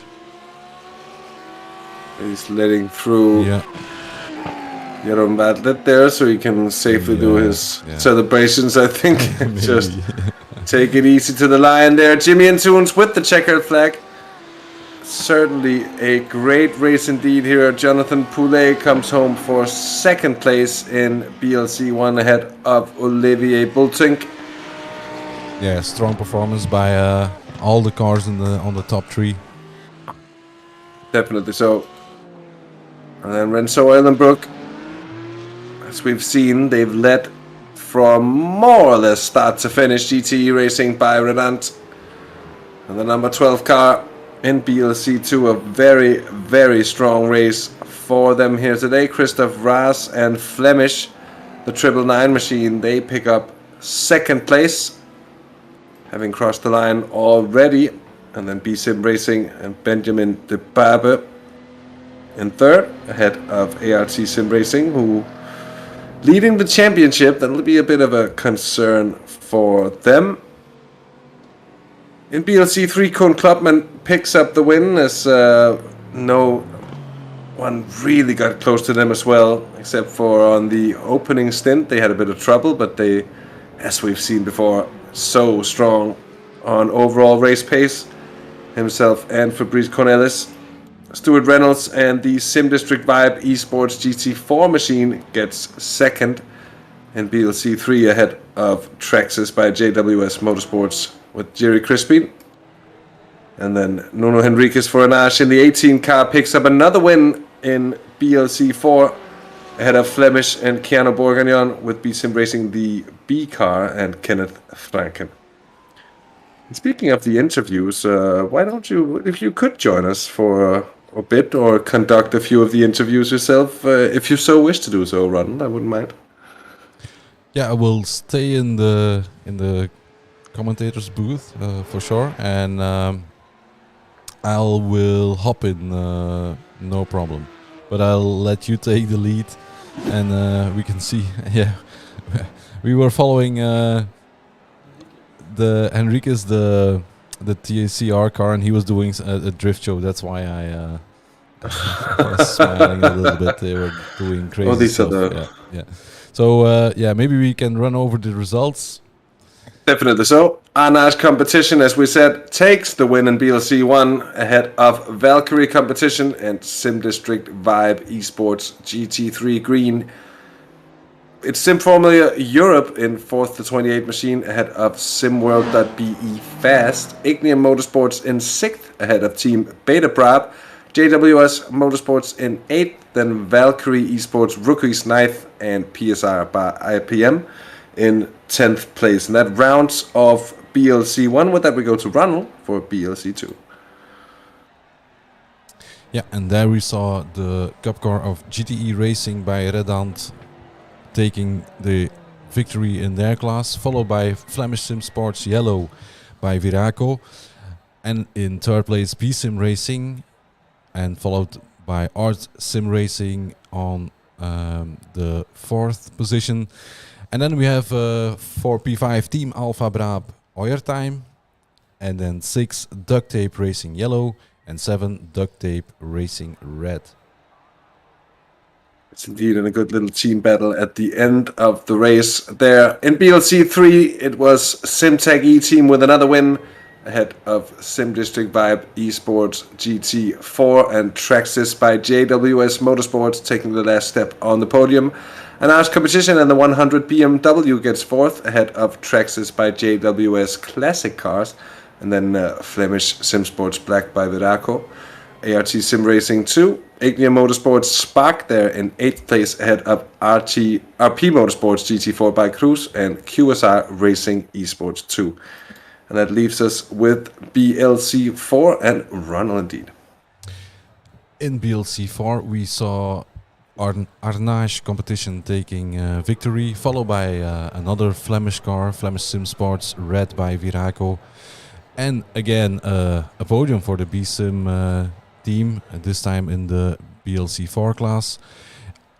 In 4th place we have the SimTech E-Team 86, which swapped from BLC 1, by the way. And then in 5th place we have AC Motorsports Esports AM.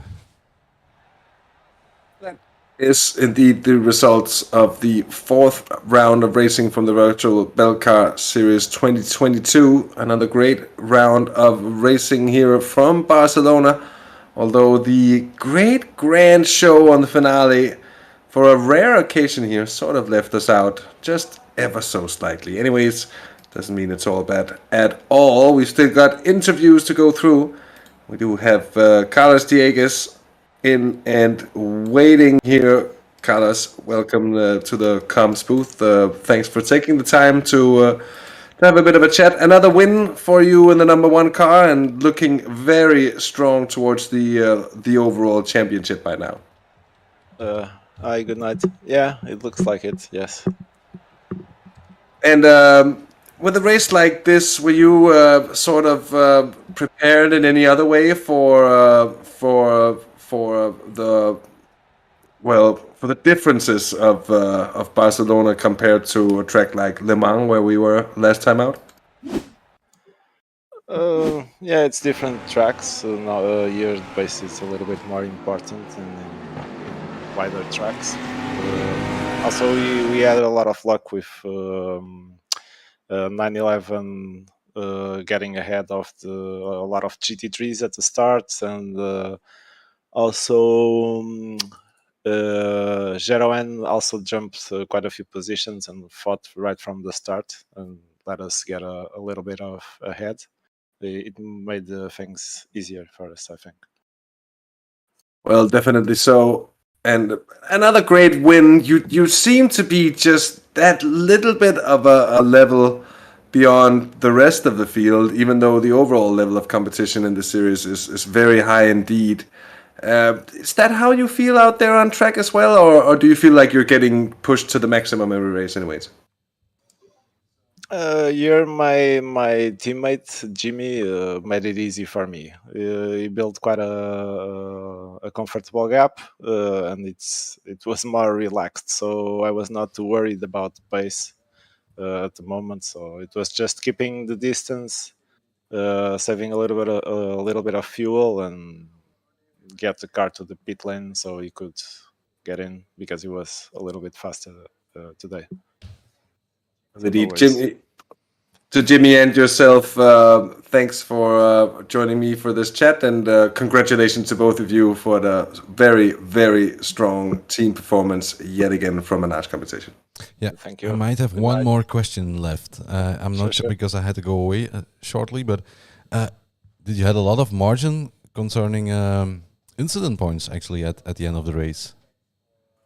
Yeah, when we got into the pit, we had I don't know on when I stopped, we had 6, and Jimmy took some liberties at the end.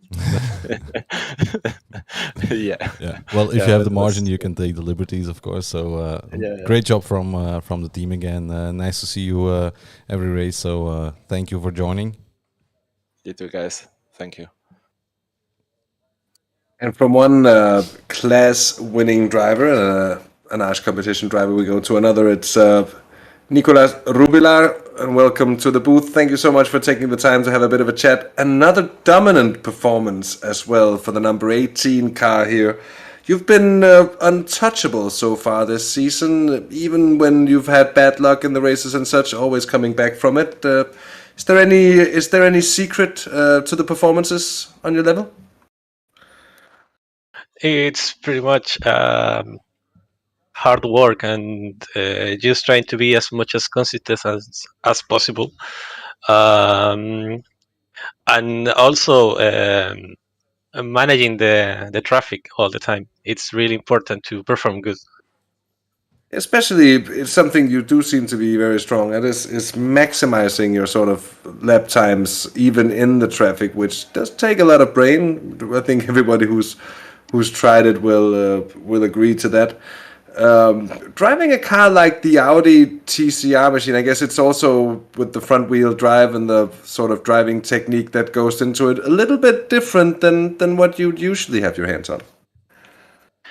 Yeah, actually, it's true. I'm really used to the GT3 cars.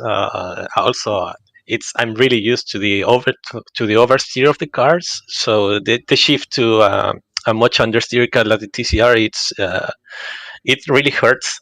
I can say in that way, but still, it's pretty much in how much you manage the balance of the weight of the car.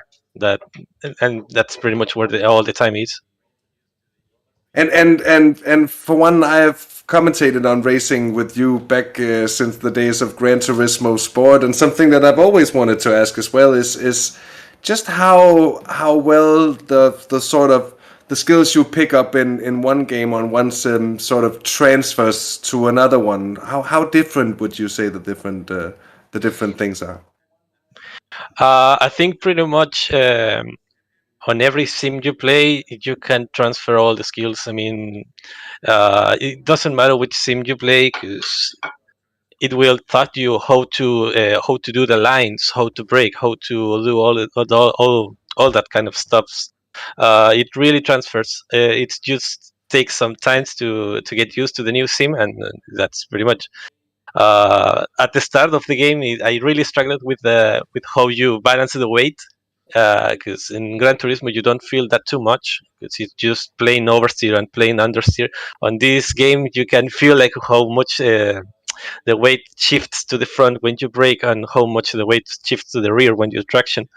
So that's the hard part on the start, but after a couple of hours, you will get used to it. Well, thank you so much for taking the time, Nicholas. Congratulations on a brilliant win and a strong team performance, really underlining your lead in the overall championships. Hope to get the chance to speak to you again. Just going to ask Ronald if there's anything for him to add here in the end. Yeah, I just want to thank the team again for joining the championship and putting on nice races every time. So it's very nice to have you all here in our championship. So thank you. And that leaves us with the end of the interviews, I think, as well for tonight. It's been brilliant indeed having the victors of two classes along. Of course, we're always open to speak to more, but there simply doesn't seem to be any more for tonight. So I think that's going to be it, but a bit of a shame with Edward's machinery. Let's all just collectively cross our fingers that it's going to be okay and that's going to be too expensive for the young man.